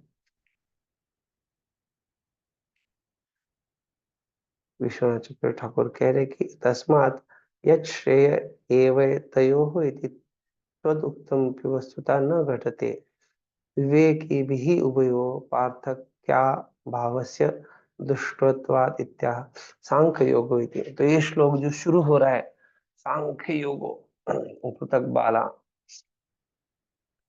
तो कह रहे किस प्रकार से भगवान बता रहे, क्योंकि अपने यत् श्रेय एवै तयोः, ये दोनों में क्या श्रेयस करे आपने पूछा है, तदुक्तम। तो कह रहे कि वस्तुतः न घटते, लेकिन वस्तुतः देखा जाए तो ऐसा नहीं है। विवेकी भी उभयो, अर्थात जो विवेकी व्यक्ति है वो उभयो पार्थक्य अभाव से, वो दोनों में किसी पृथकता का भाव नहीं देखता है। इसलिए यहाँ पे सांख्य योगो इससे शुरू हुआ है। सांख्य शब्दे न ज्ञान निष्ठा वाचिना तदंग संन्यास, ये हमने देखा उधर किस प्रकार से सांख्य शब्द के ज्ञान निष्ठा से सांख्य शब्द वाचक ये जो है वो उसका अंग ये संन्यास को दर्शाता है। संन्यास कर्मयोगो पृथक स्वतंत्रो इति बाला वदन्ति न तु विद्या। और संन्यास और कर्मयोग ये दोनों पृथक है, स्वतंत्र है। ये बाला वदन्ति जो बच्चे हैं, अर्थात जो मूर्ख है। सामान्यतः बाला बालिश जब कहा जाता है तो उसका अर्थ होता है कि मूर्खतावश। तो बाला वदंती अर्थात कोई जो मूर्ख है वो ऐसे कहेगा, लेकिन न तो विज्ञाः। तो नेह स नित्य सन्यासी इति पूर्वोक्ते अतः एकम अपि इत्यादि। तो निश्चित रूप से जैसे पहले ये श्लोक में बताया गया था, इसलिए कोई अगर एक का भी आश्रय लेता है तो उभयोर विन्दते फलम, उसको दोनों का फल प्राप्त हो जाता है। तभी वो अगले श्लोक में स्पष्टता आएगा हमें। रूपाजी तात्पर्य में बताया भौतिक जगत के विश्लेषणात्मक अध्ययन का उद्देश्य आत्मा को प्राप्त करना है। विश्लेषणात्मक अध्ययन को सांख्य कहा जाता है, जो 24 तत्वों का वगैरह विश्लेषण होता है। अलग अलग जगह उसका अलग अलग, कोई 25 कोई 26 या कोई अलग नंबर होता है, लेकिन वो सांख्य कहा जाता है। आखिरी अध्याय में इसका और चर्चा। भौतिक जगत की आत्मा विष्णु या परमात्मा है। भगवान की भक्ति का अर्थ परमात्मा की सेवा है। एक विधि से वृक्ष की जड़ खोजी जाती है, दूसरी विधि से उसको सींचा जाता है। तो अर्थात ये जो बताया जा रहा है कर्मयोग और कर्म संन्यास या सांख्य योग, तो बताया जा रहा है एक से जड़ खोजी जाती, दूसरे से उसको सींचा जाता। आप में से कोई बता सकता है कि कौन सा जो है जड़ खोजने वाला है, कौन सा सींचने वाला है? हरे कृष्ण अनंत बोले भक्त प्रणाम। प्रभु बोलिए। अनंत भक्त प्रभु, रमन गोविंद प्रभु। हरे कृष्णा प्रभु जी, दंडवत प्रणाम प्रभु जी। हाँ बोलिए। सींचने वाला और एक जो है आप बोल रहे हैं कि एक ढूंढना है और दूसरा सींचना है, हाँ तो है तो फाइनली रिजल्ट तो एक ही मिलना है दोनों से प्रभु जी। चाहे हम मतलब जब हम सींचेंगे तभी हमको रिजल्ट मिलेगा उससे, जो मैं समझा। नित्यानंदिनी माता जी बोलिए। हरे कृष्ण प्रभु जी। प्रभु जी, सांख्य योग यानी कि कर्म संन्यास योग जो है वो सींचने के लिए है, और कर्म योग है दूसरा जो वो है जड़ को खोजने वाला। गलत। और कोई बताएगा? जी हरे कृष्ण प्रणाम। हाँ बोलिए प्रभु जी। तो जी जो सांख्य दर्शन वाले हैं वो विष्णु भगवान को ढूंढते हैं, और जो कर्म योग वाले विष्णु को सींचते हैं, भगवान की सेवा करते और हैं। तो आप आगे का पढ़ के बोल रहे हैं, ठीक है, अच्छा नहीं है। नहीं नहीं, तो यहाँ पे स्पष्टता ये होना चाहिए, जब रूपा जी ऐसे बता रहे हैं वृक्ष की जड़ को खोजी जाती है, तो हमने जैसे देखा कि यहाँ पे रूपा जी ने कहा है कि विश्लेषणात्मक अध्ययन को सांख्य कहते हैं। तो विश्लेषण करना, अलग अलग करना, देखना क्या क्या है, तो अर्थात अभी उसको स्पष्टता नहीं है, लेकिन वो क्या कर रहा है, वो सब अलग अलग ढंग से तत्वों को समझ रहा है। अभी उसको जड़ मिली नहीं है, वो ढूंढ रहा है। लेकिन जो कर्मयोग है वो क्या कर रहा है, वो उस जड़ को सींच रहा है। अर्थात वो भगवान के संबंध में या भगवान के लिए कार्य कर रहा है। तो इसलिए प्रभुपाद जी यहाँ जब कह रहे कि सांख्य दर्शन का वास्तविक छात्र जगत के मूल अर्थात विष्णु को ढूंढता है, तो इसलिए जब कहा जाता है 26 तत्व, तो 24 तत्व, 25वां आत्मा, 26वां परमात्मा या भगवान जो है। और फिर सेवक। पूर्ण ज्ञान समेत अपने को भगवान की सेवा में लगा देता है। ये हो गया ढूंढने वाला। अतः मूलतः इन दोनों में कोई भेद नहीं, क्योंकि दोनों का उद्देश्य विष्णु की प्राप्ति है। जो लोग चरम उद्देश्य को नहीं जानते वही कहते कि सांख्य और कर्मयोग एक नहीं है, किंतु जो विद्वान है वह जानता है कि इन दोनों भिन्न विधियों का उद्देश्य एक है। तो दोनों क्यों भिन्न नहीं है? क्योंकि दोनों का उद्देश्य एक है। अगर दोनों भिन्न नहीं है, आप में से कोई बता सकता है क्या कि दोनों एक ही है, ये कहना उचित है या गलत है? हाँ बोलो संकीर्तन। प्रभु जी, दोनों का उद्देश्य एक ही है, क्योंकि अल्टीमेट तो भगवान की को संतुष्ट करना है, भगवान को नहीं प्रसन्न नहीं, करना है। आप बस मैं जो क्योंकि प्रश्न पूछा वो बताइएगा, सही बता रहे आप, लेकिन मैंने जो हाँ जी पूछा प्रभु। वो बताइएगा। जी प्रभु, दोनों का उद्देश्य एक ही है प्रभु।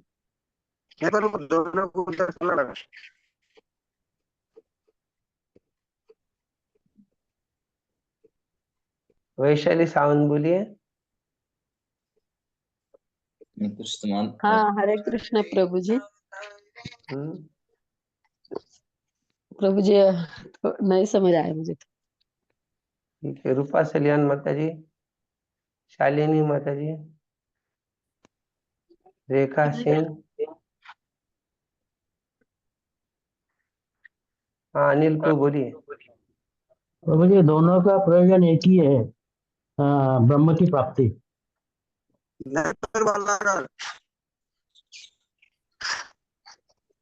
उद्देश्य तो एक ही है, लेकिन क्या पूछेंगे?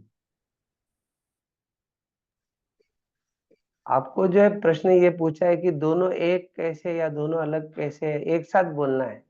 आप बस इधर पढ़ के बोलेंगे तो क्या मजा आएगा उसमें।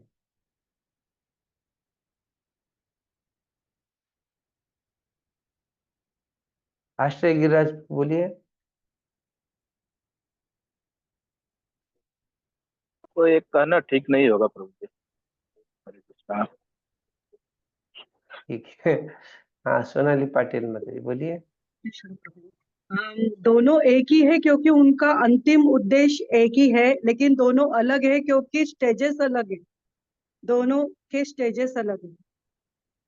हाँ तो अभी जैसे माता जी बताए, तो दोनों अलग अलग विधि है, दोनों अलग अलग पद्धति, इसलिए तो दो पद्धतियां बोली गई है ना। पद्धति थोड़ी एक ही बोली गई, दो अलग अलग पद्धति है, तो निश्चित रूप से दोनों अलग ही है। लेकिन एक क्यों है? क्योंकि दोनों का उद्देश्य एक है। तो ये हमें स्पष्टता होना चाहिए कि सब कुछ एक नहीं करना है, ये बोल के कि हाँ उद्देश्य एक बोला है तो सब कुछ एक हो गया, ऐसा नहीं है। दोनों पद्धतियां अपने अपने में उनके अपना अपना सब कुछ अलग अलग है, लेकिन किस दृष्टिकोण से वो एक है? उसके परिणाम के दृष्टिकोण से, जिसका हमने चर्चा किया था। श्रीधर स्वामी बोलते हैं, विश्वनाथ चक्र ठाकुर भी वहां पे बोलते हैं कि किस प्रकार से दोनों का फल जो है वो एक ही है, कैवल्यम। तो निश्चित रूप से हमें ये स्पष्टता होना चाहिए, उद्देश्य के दृष्टिकोण से वो एक है, लेकिन एक विधि के अनुसार, पद्धति के अनुसार दो पद्धतियां हैं। और इसलिए तो कहा गया है कि एक पद्धति में क्या किया जा रहा है? जल को खोजा जा रहा है, दूसरे में सिंचन किया जा रहा है। यत् सांख्ये प्राप्यते स्थानं तद् योगैरपि गम्यते, एकं सांख्यं च योगं च यः पश्यति स पश्यति। आश्रय गिरिराज को पढ़िए। हरे कृष्ण प्रभु जी। दंडोपण। जो यह जानता है कि विशेषात्मक गुणात्मक विशेषात्मक गुणात्मक अध्ययन सांख्य द्वारा प्राप्य स्थान भक्ति द्वारा भी प्राप्त किया जा सकता है, और इस तरह जो सांख्य योग तथा भक्ति योग को एक समान देखता है वही वस्तुओं को यथा रूप में देखता है। हरि। तो ये उद्देश्य के दृष्टिकोण से उनको एक ही देखना चाहिए। सांख्ये ज्ञान निष्ठे सन्यासी भी यत् स्नानं मोक्षाख्याम प्रकर्षेण साक्षात अवाप्यते। अर्थात जो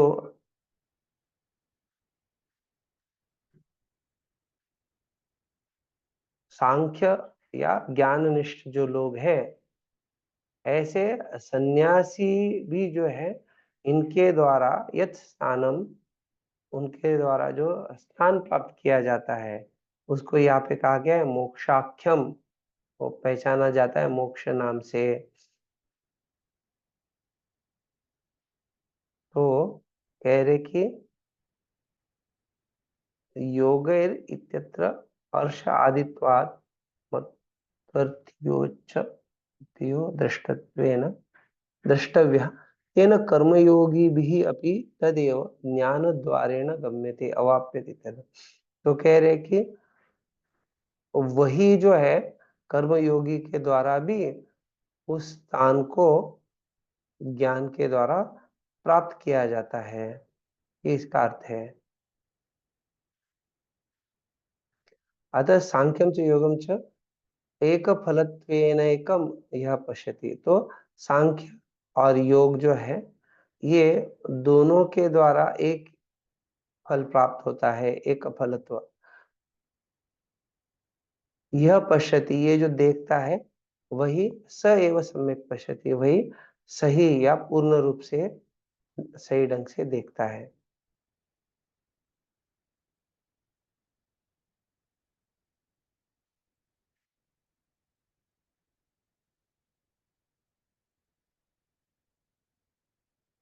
विश्वनाथ चक्र ठाकुर बता रहे हैं एतदेव स्पष्टयति यदि ते। तो यहाँ पे जो है यद सांख्य, यद सांख्य इस प्रकार से जो कह रहे हैं, तो इसमें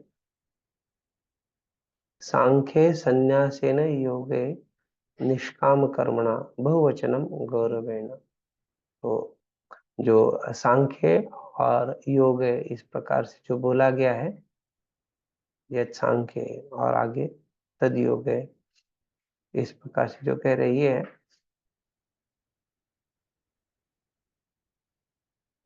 इसको बहुवचनम गौरवेण, इसको बहुत बहुवचन का प्रयोग करके इसका गुणगान किया गया है, गौरव किया गया है।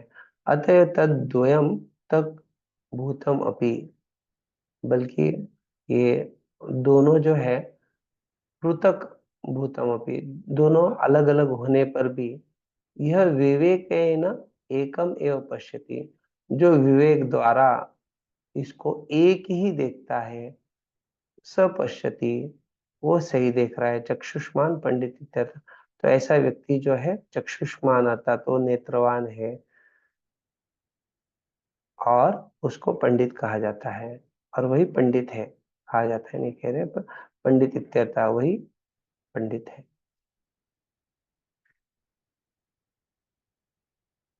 बलदेव विद्याभूषण यहाँ बता रहे,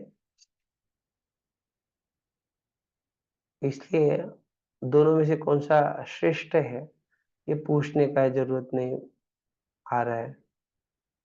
जो मूर्ख है वो तो हमने देखा नहीं था पहले, लेकिन ठीक है, ये चौथे श्लोक के बारे में बता रहे।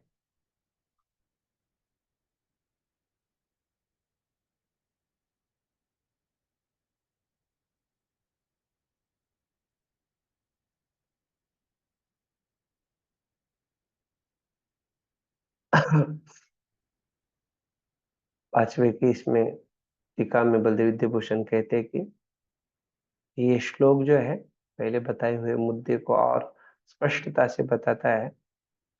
जो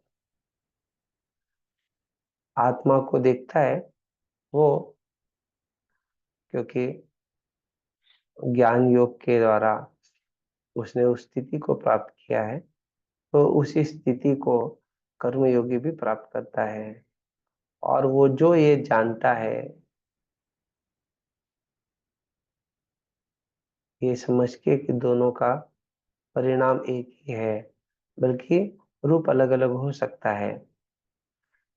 एक देखा जाए तो एक इसमें कार्य को त्याग किया जा रहा है कर्म संन्यासात, दूसरे इसमें व्यक्ति कार्यों में व्यस्त हो रहा है। तो ये देखने वाले के दृष्टिकोण से ऐसा लगता है, तो लेकिन जब वो उसको ये समझता है कि फल एक ही है, तो ऐसा व्यक्ति बुद्धिमान कहा गया है।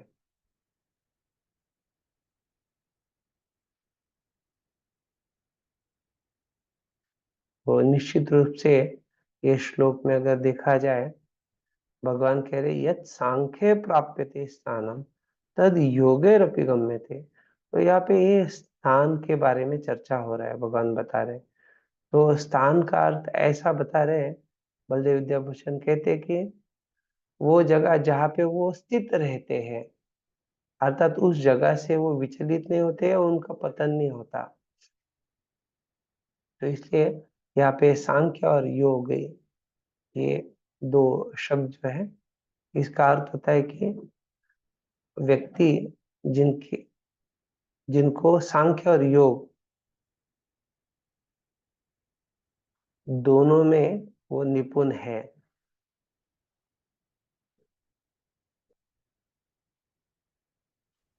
इस प्रकार से ये कह रहे हैं।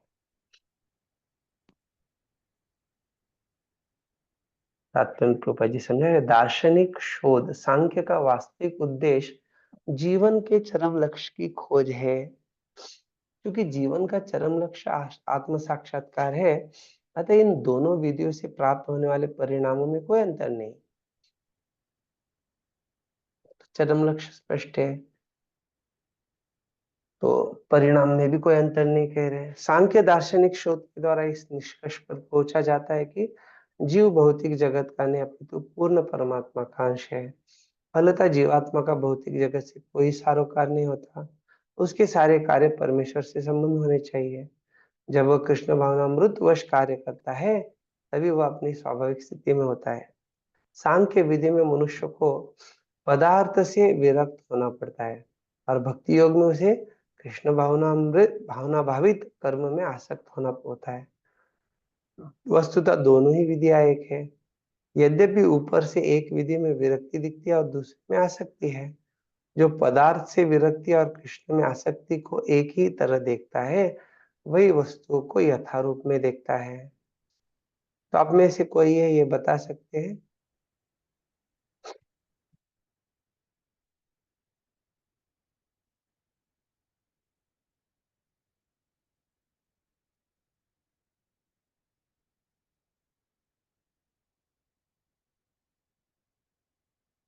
हाँ बोलिए नित्यानंद माता जी।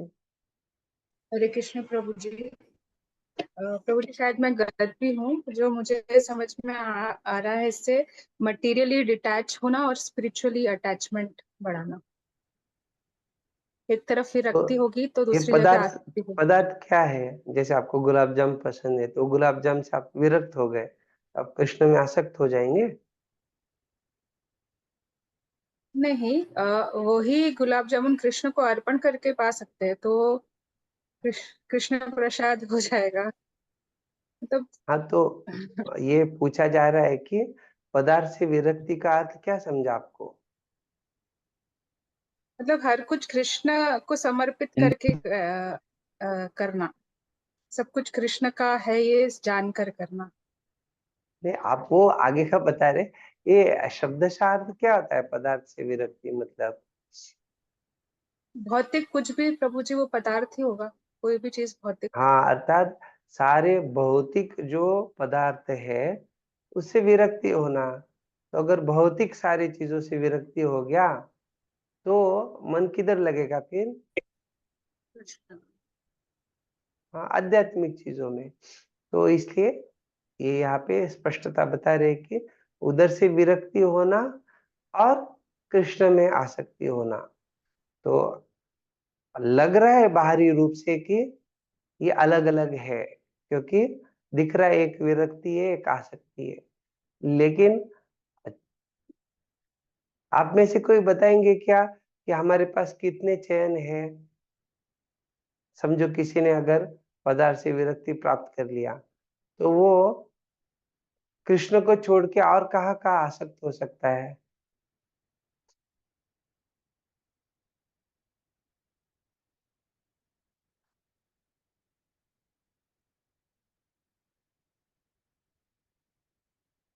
और दूसरा कुछ है नहीं चयन करने के लिए।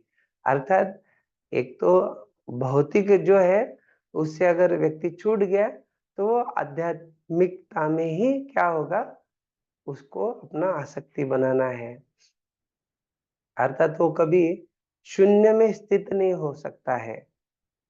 सामान्यतः बाहर के लोग जब चर्चा करते हैं कि इच्छा विहीन होना, एक बार प्रभुपाद जी के पास एक व्यक्ति आया और उसने बोला कि हमारे गुरुजी जो है वो कहते हैं कि आपको जो है कोई भी इच्छा नहीं करना चाहिए। तो प्रभुपाद जी ने उनको बोला, आप इच्छा नहीं करना ये भी इच्छा कर रहे हैं। तो व्यक्ति सोचने लग गया, अरे सही है, स्वामी जी तो सही बता रहे। मतलब क्या है कि प्रभुपाद जी इतने बुद्धिमान, तर्क के आधार पे ऐसे गलत धारणाओं को तुरंत काट देते थे। तो इसलिए हमारे पास और कुछ चयन नहीं है, एक तो माया नहीं तो कृष्ण। तो ये भौतिक पदार्थ जो है, ये भौतिक पदार्थों के माया में व्यक्ति फंसेगा, इसलिए आप विरक्त होने के लिए बोल रहे, नहीं तो कृष्ण में आसक्त हो जाएगा। संन्यासस्तु महाबाहो दुःखमाप्तुम् अयोगतः योगयुक्तो मुनिर्ब्रह्म नाचिरेणाधिगच्छति। दिलीप कुमार प्रभु पढ़िए।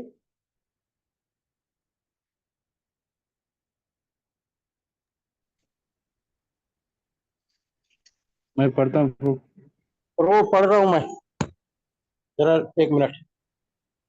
नंबर श्लोक है छठवा श्लोक है प्रभु। छठवां है, अध्याय 5वां है, श्लोक 6वां। हाँ हाँ। भक्ति में लगे बिना केवल समस्त कर्मों का परित्याग करने से कोई सुखी नहीं बन जा सकता, परंतु भक्ति में लगा हुआ विचारवान व्यक्ति शीघ्र ही परमेश्वर को प्राप्त कर लेता है। हरे कृष्ण। तो यहाँ पे अयोगता कर्मयोगम विना संन्यासा प्राप्तुम दुःखम दुःख हेतु। तो अयोगता अर्थात वहां पे अगर रूपा जी ये जो कह रहे कि भक्ति या वहां पे योग नहीं है, उस प्रकार का जो कर्मयोग है या उस प्रकार का जो कार्य है, कर्मयोगम विना संन्यासा प्राप्तुम। तो कोई व्यक्ति जो है बिना कर्मयोग के संन्यास को प्राप्त करता है, तो वो केवल उसका दुःखम दुःख हेतु, उसके लिए वो केवल दुख ही प्रदान करता है। अशक्य इत्यर्था, इसलिए ये अशक्य ही है। चित्त शुद्ध भावेन ज्ञान निष्ठाया असंभवात। क्यों कह रहे हैं ऐसा? क्योंकि चित्त शुद्धि नहीं हुआ तो ज्ञान निष्ठा ये संभव नहीं है। योग युक्त तो शुद्ध चित्ततया मुनि सन्यासी भूत्वा अचिरेणेव ब्रह्मादिगच्छत्य अपरोक्षम जानाति। तो इसलिए कह रहे कि कोई साधक जो है वो योग युक्त है, तो वो शुद्ध चित्त तया, शुद्ध चित्त होने के कारण वो जो मुनि या जो सन्यासी है वो जल्दी ही अचिरेण ब्रह्मादि गच्छति, वो जो है ब्रह्म को प्राप्त कर लेता है। तो ये हमें अपरोक्षम जानती है, अपरोक्ष भाव से इसको जानना चाहिए। अतः चित्त शुद्धे प्राक कर्मयोग एवं संन्यासात विषय प्रोक्तम। तो इसलिए चित्त शुद्धि के लिए व्यक्ति को क्या करना है, जैसे पहले बताया गया वैसे कर्मयोग करना चाहिए।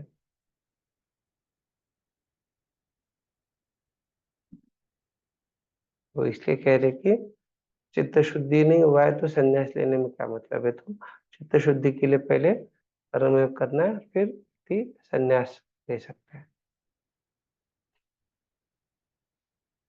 यहाँ पे वार्तिक के आधार पे बता रहे तदुक्तम वार्तिक क्रुद्भिः प्रमादिनो बहिर्चित्ता पिशुना कलहोत्सुका सन्यासिनोपि दृश्यन्ते दैव संदूषिताशयः। कह रहे कि दैव संदूषित आशयः, जो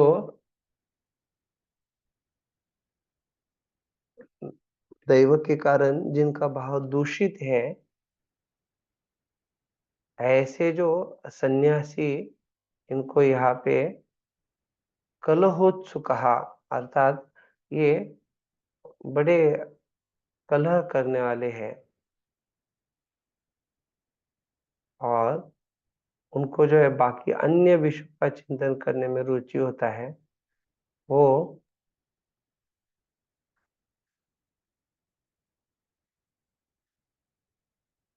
निंदक होते हैं। क्योंकि ऐसे बड़े कलह के उत्सुक वाले लोग, ये कहा जा रहा है कि अपि दृश्यन्ते, तो सन्यासियों में भी ऐसे ये देखे जाते हैं। तो इसलिए महत्वपूर्ण ये है कि अगर भाव दूषित है तो इस प्रकार का अनुभव आएगा। इसलिए पहले भाव शुद्ध होना, चित्त शुद्ध होना बड़ा महत्वपूर्ण है, उसके पहले चर्चा किया इसलिए।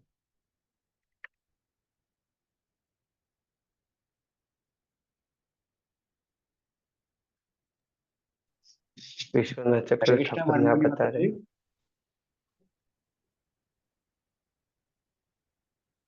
किंतु सम्यक चित्त शुद्धि मन निर्धार्यता ज्ञानिनः संन्यासा दुःखदः कर्मयोग तो सुखद एवेति पूर्व व्यंजित अर्थ स्पष्टम एवाह संन्यास इति। तभी ये श्लोक जो है इस प्रकार से क्यों शुरू हो रहा है, इसके बारे में यह बताया जा रहा है। क्योंकि श्लोक का शुरुआत ही संन्यासस्तु महाभाव दुखम आप तुम योगता, इस प्रकार से, तो इसलिए कह रहे कि अगर चित्त शुद्धि नहीं हुआ है तो ऐसे जो ज्ञानी रहा संन्यासा दुखदा, ऐसे ज्ञानी के संन्यास जो है ये बड़ा दुखद होता है। और कर्मयोग तो सुख देवी थी, तो लेकिन उनके लिए जो है कर्मयोग जो है ये सुख कारक है।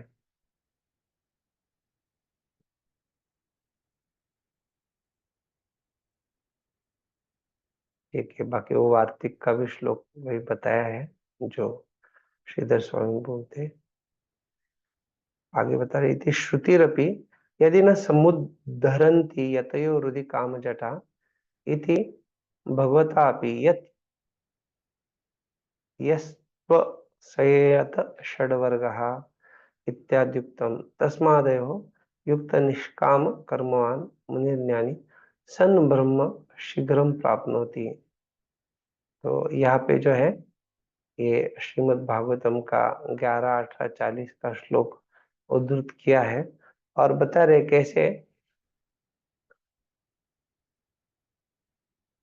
षड वर्ग संयत षड, तो अर्थात ये षड वर्ग अर्थात 5 इंद्रिय और मन को जिसने वश नहीं कर लिया है, वो और जिनमें ज्ञान और वैराग्य नहीं है, ऐसे भी जो सन्यासी है वो दोनों लोकों में को लाभ नहीं मिलता है।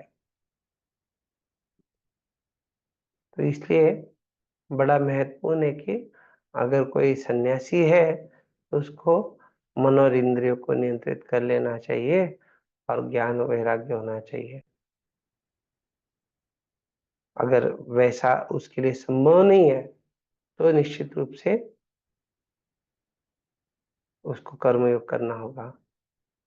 और इसलिए यहाँ पे विश्वनाथ चक्रवर्ती ठाकुर जी बता रहे तस्माद्यो यो युक्ता निष्काम कर्मवान। तो इसलिए क्या है कि आप जो हो निष्काम कर्म योगी जो है ये मुनिर ज्ञानी सन, वो ज्ञानी बन जाता है या ज्ञानी सन ब्रह्म शीघ्रम प्राप्नोति, और वो जब ज्ञानी बनता है तो जल्दी ही वो ब्रह्म को प्राप्त करता है।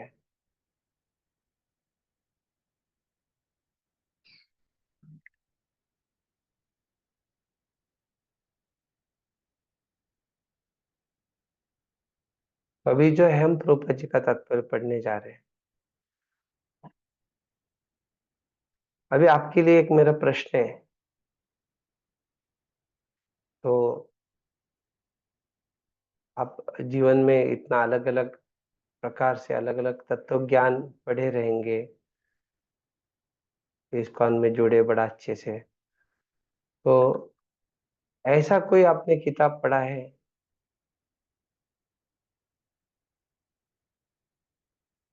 कि जिसमें आपको ये जो प्रश्न है मैं पूछ रहा हूँ उसका आपने उत्तर ढूंढा या देखा है? आप में से कोई बता सकता है? हरे कृष्ण। ये मनमोहिनी प्रिय माता जी कौन है? मनमोहिनी प्रिय माता जी, वीडियो ऑन कीजिए। मनमोहिनी प्रिय माता जी,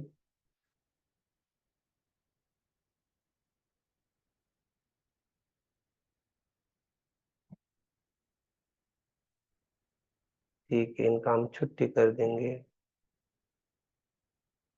आज के दिन छुट्टी, बार बार वो स्क्रीन खराब कर रहे हैं और वीडियो पे भी नहीं आ रहे, तो इसलिए इनको आज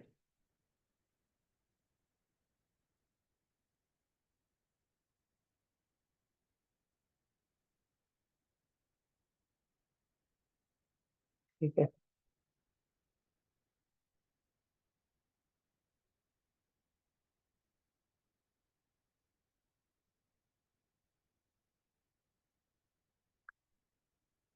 अभी ये प्रश्न है कि आपने जो भी अलग अलग जीवन में पढ़ाई किया, जो भी किया, ऐसा कभी आपके जीवन में अनुभव हुआ कि कोई व्यक्ति जो है, जो सबसे सबको बड़ा प्रिय है और वो भी सबको बहुत प्यार करता है, तो उस ऐसे व्यक्ति का क्या योग्यता है?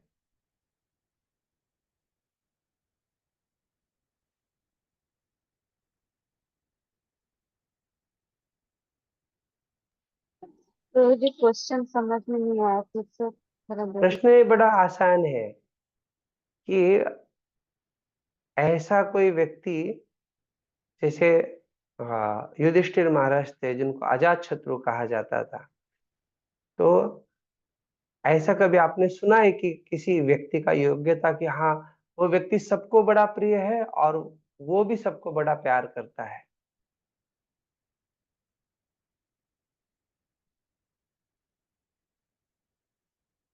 हाँ, चंद्रकांत बोलिए। हरे कृष्णा प्रभु जी, मेरा पता नहीं कैसे गलत हो गया नाम ना, वो चारों रूपनी। प्रभु जी, एक तो वो सत्य बोलता है और दूसरा हेल्पफुल होता है और तीसरा वो धन्यवाद धन्यवाद, आपको पता नहीं है, ठीक है।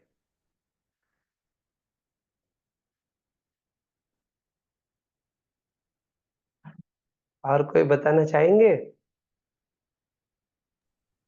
प्रभु जी, ऐसे कोई व्यक्ति मतलब पर्सन या मतलब जो हमारे जीवन में आप बोल रहे हैं, ऐसे तो बहुत कोई है प्रभु जी, जो मतलब जिसे हम पसंद करते हैं, वो हमें पसंद करते हैं, मतलब किस हिसाब से, वो समझ में नहीं आया मुझे प्रभु जी, क्वेश्चन ही समझ में नहीं आया अरे अभी तक, मतलब किस तरह से आप ये बोल रहे हैं। हर एक के हरे बारे में कृष्णा बोला गया है, ये एक व्यक्ति का बात नहीं किया गया है। आप बोलेंगे मेरा कुत्ता मुझे प्यार करता है और मैं मेरे कुत्ते को प्यार करती हूँ, तो ये बात नहीं किया जा रहा है यहाँ पे।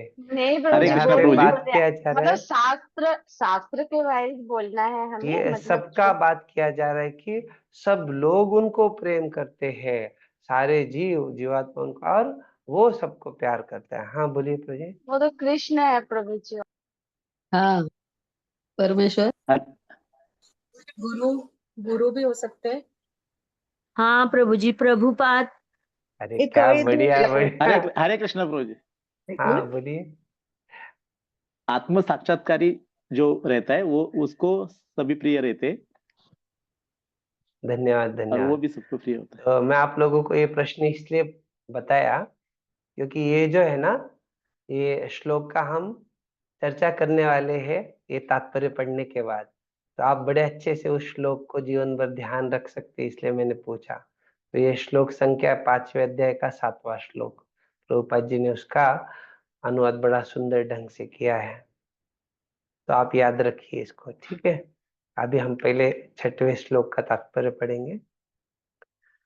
सन्यासी दो प्रकार के होते हैं, मायावादी सन्यासी सांख्य दर्शन के अध्ययन में लगे रहते, तथा वैष्णव सन्यासी वेदांत सूत्रों के यथार्थ भाष्य भागवत दर्शन के अध्ययन में लगे रहते।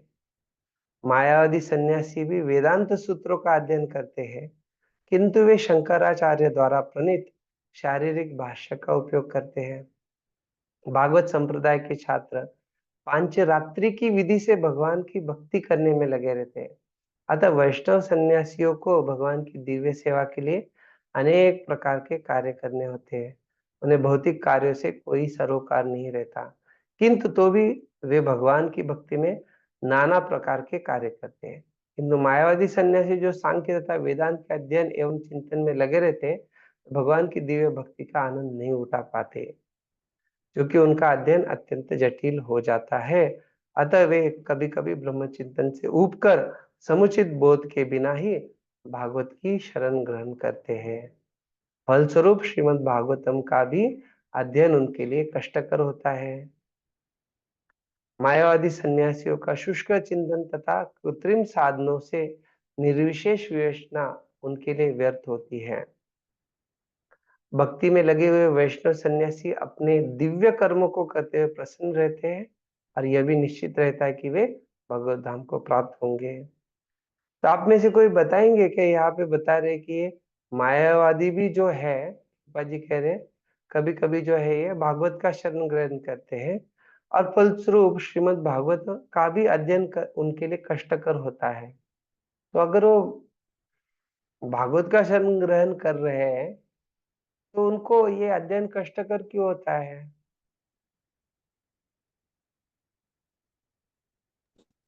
हाँ हरे प्रज्ञाटी बोलिए।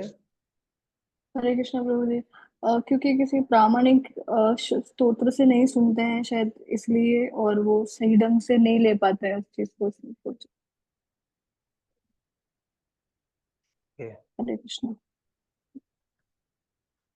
तो संकीर्तन धन प्रभु बोलिए। प्रभु जी क्योंकि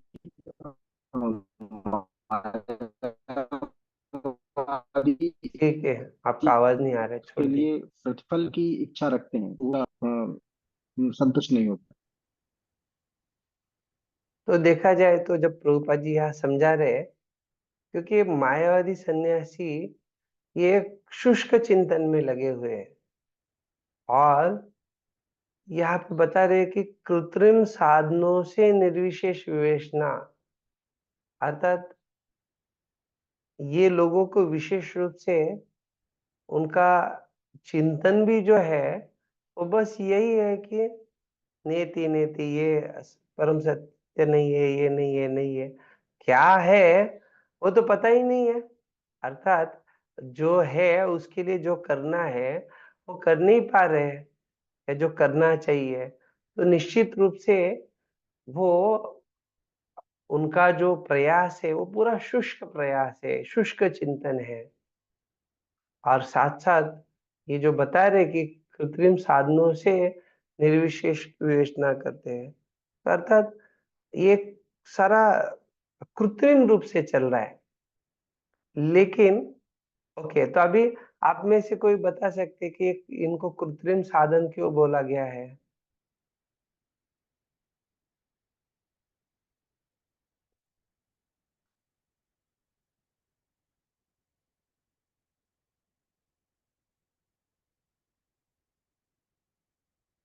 तो जब हम भक्ति में चर्चा करते हैं उसको कृत्रिम नहीं बोला जाता है, क्यों? क्योंकि भक्ति ये हर एक जीवात्मा के लिए स्वाभाविक है, वो कृत्रिम नहीं है। लेकिन ये जो मायावादी सन्यासी, इनके लिए निश्चित रूप से कृत्रिम साधनों के द्वारा निर्विशेष विवेचना होती है, और ये क्या है, निश्चित रूप से उनके लिए व्यर्थ होती है। ये देखा हमने भक्ति में लगे जो है मायावादी सन्यासी कभी कभी आत्म साक्षात्कार के पीछे नीचे गिर जाते हैं, पतंती अधो, फिर से समाज सेवा परोपकार जैसे भौतिक कर्म में प्रवृत्त होते हैं। अतः निष्कर्ष यह निकला, कृष्ण भावनामृत के कार्यों में लगे रहने वाले लोग ब्रह्म अब्रह्म विषयक साधारण चिंतन में लगे सन्यासियों से श्रेष्ठ है, यद्यपि वे भी अनेक जन्मों के बाद कृष्ण भावना भावित हो जाते हैं। तो ये जो लोग हैं, ब्रह्म अब्रह्म, क्या सत्य है क्या असत्य है, क्या परम सत्य है क्या नहीं है, इसमें लगे रहते हैं, उनसे जो है भक्त लोग बड़े श्रेष्ठ हैं। यद्यपि ये भी लोग जो है अनेक जन्म के बाद कृष्ण भावना भावित हो जाते हैं, तो बहुनाम जन्म नामन्ते, लंबा समय लगता है उनको। और निश्चित रूप से ऐसे लोगों को भागवतम कष्टकर लगेगा ही। उसका कारण ही क्या है, क्योंकि वो भगवान को शरणागत है नहीं है, भक्तों को शरणागत है नहीं है, तो भगवान और भक्तों की जो लीला है वो क्या अच्छी लगेगी। हाँ बोलिए रेखा माता जी।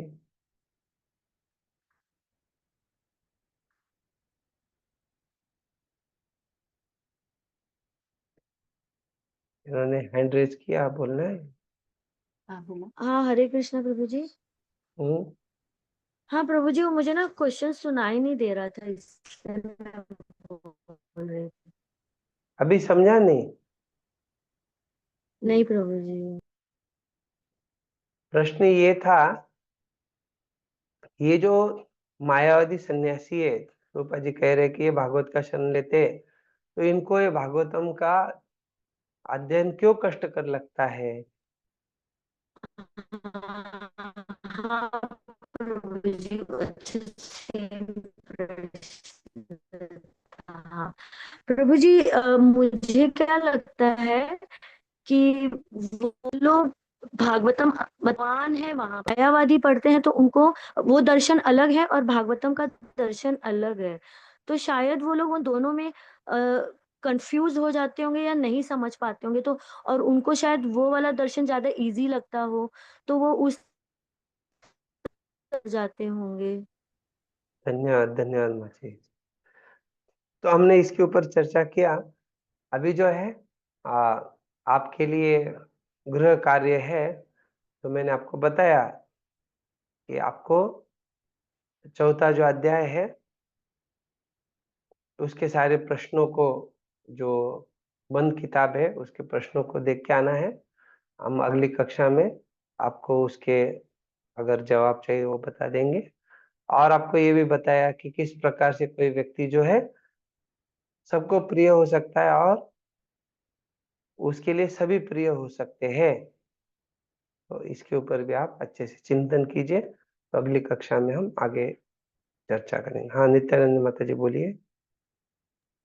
हरे कृष्ण प्रभु जी। प्रभु जी एक लाइन है छठे श्लोक में, मायावादी सन्यासी भी वेदांत सूत्र का अध्ययन करते हैं, किंतु वे शंकराचार्य द्वारा प्रणीत शारीरिक भाष्य का उपयोग करते हैं। प्रभु जी ये सही लाइन है। मुझे बिल्कुल भी समझ, शारीरिक भाष्य, जो अलग अलग भाष्य लिखे गए वेदांत सूत्र के ऊपर, तो जो बलदेव विद्याभूषण भाष्य लिखे उसको गोविंद भाष्य कहते हैं। तो वैसे ये जो शंकराचार्य जो है इनके भाष्य को शारीरिक भाष्य बोला जाता है। तो जो मायावादी सन्यासी है या ज्यादातर लोग जो भारत में जो शंकराचार्य के प्रचार के द्वारा प्रभावित है, तो वह सारे जगह पे वो शारीरिक भाष्य के आधार पे ही लोग चर्चा करते हैं। तो कहीं पे भी अगर आप लोगों से मिलेंगे, चर्चा करेंगे, तो वो जब आपको बताएंगे कि बाद में तो सब कुछ एक ही होने वाला है, हमें उस एक में ही मिल जाना है, या जीवन का लक्ष्य विलीन हो जाना है, या ऐसे कुछ कुछ लोग जो चर्चा करते हैं, सामान्यतः वो लोगों की धारणा ये शंकराचार्य के शारीरिक भाष्य के आधार पे होती है। तो ये यहाँ स्पष्ट बता रहे कि मायावादी सन्यासी जो है ये दूसरा कोई अन्य वेदांत सूत्र के भाष्य को नहीं अध्ययन करते, बाकी भी अन्य वैष्णव आचार्यों के द्वारा वेदांत सूत्र के ऊपर भाष्य लिखे हुए हैं। श्री संप्रदाय में श्री भाष्य है या अन्य अन्य भाष्य जो है, लेकिन फिर भी ये क्या करते हैं, केवल शंकराचार्य का जो शारीरिक भाष्य है उसको वो पढ़ते हैं, अध्ययन करते हैं। समझ में आ गया आपको? Yes yes. ठीक है, किसी का और कोई जिज्ञासा है?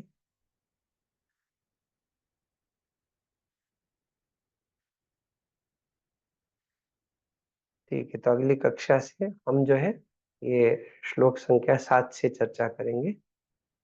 श्रीमद् भगवद गीता की जय, श्रील प्रभुपाद की जय। वाञ्छाकल्पतरुभ्यश्च कृपा सिन्धुभ्येव च पतितानां पावनेभ्यो वैष्णवेभ्यो नमो नमः। अनंत कोटि वैष्णव वृंद की जय, श्रील प्रभुपाद की जय। हृदय गौर प्रेमानंदे हरि हरि बोल। आप सबको गौर पूर्णिमा की बहुत बहुत शुभकामनाएं। हरे कृष्ण। हरे कृष्णा। हरे कृष्णा हरे प्रभु जी। कृष्णा प्रभु जी, प्रभु दंडोत जी। प्रणाम हरे कृष्णा आपको भी। प्रभु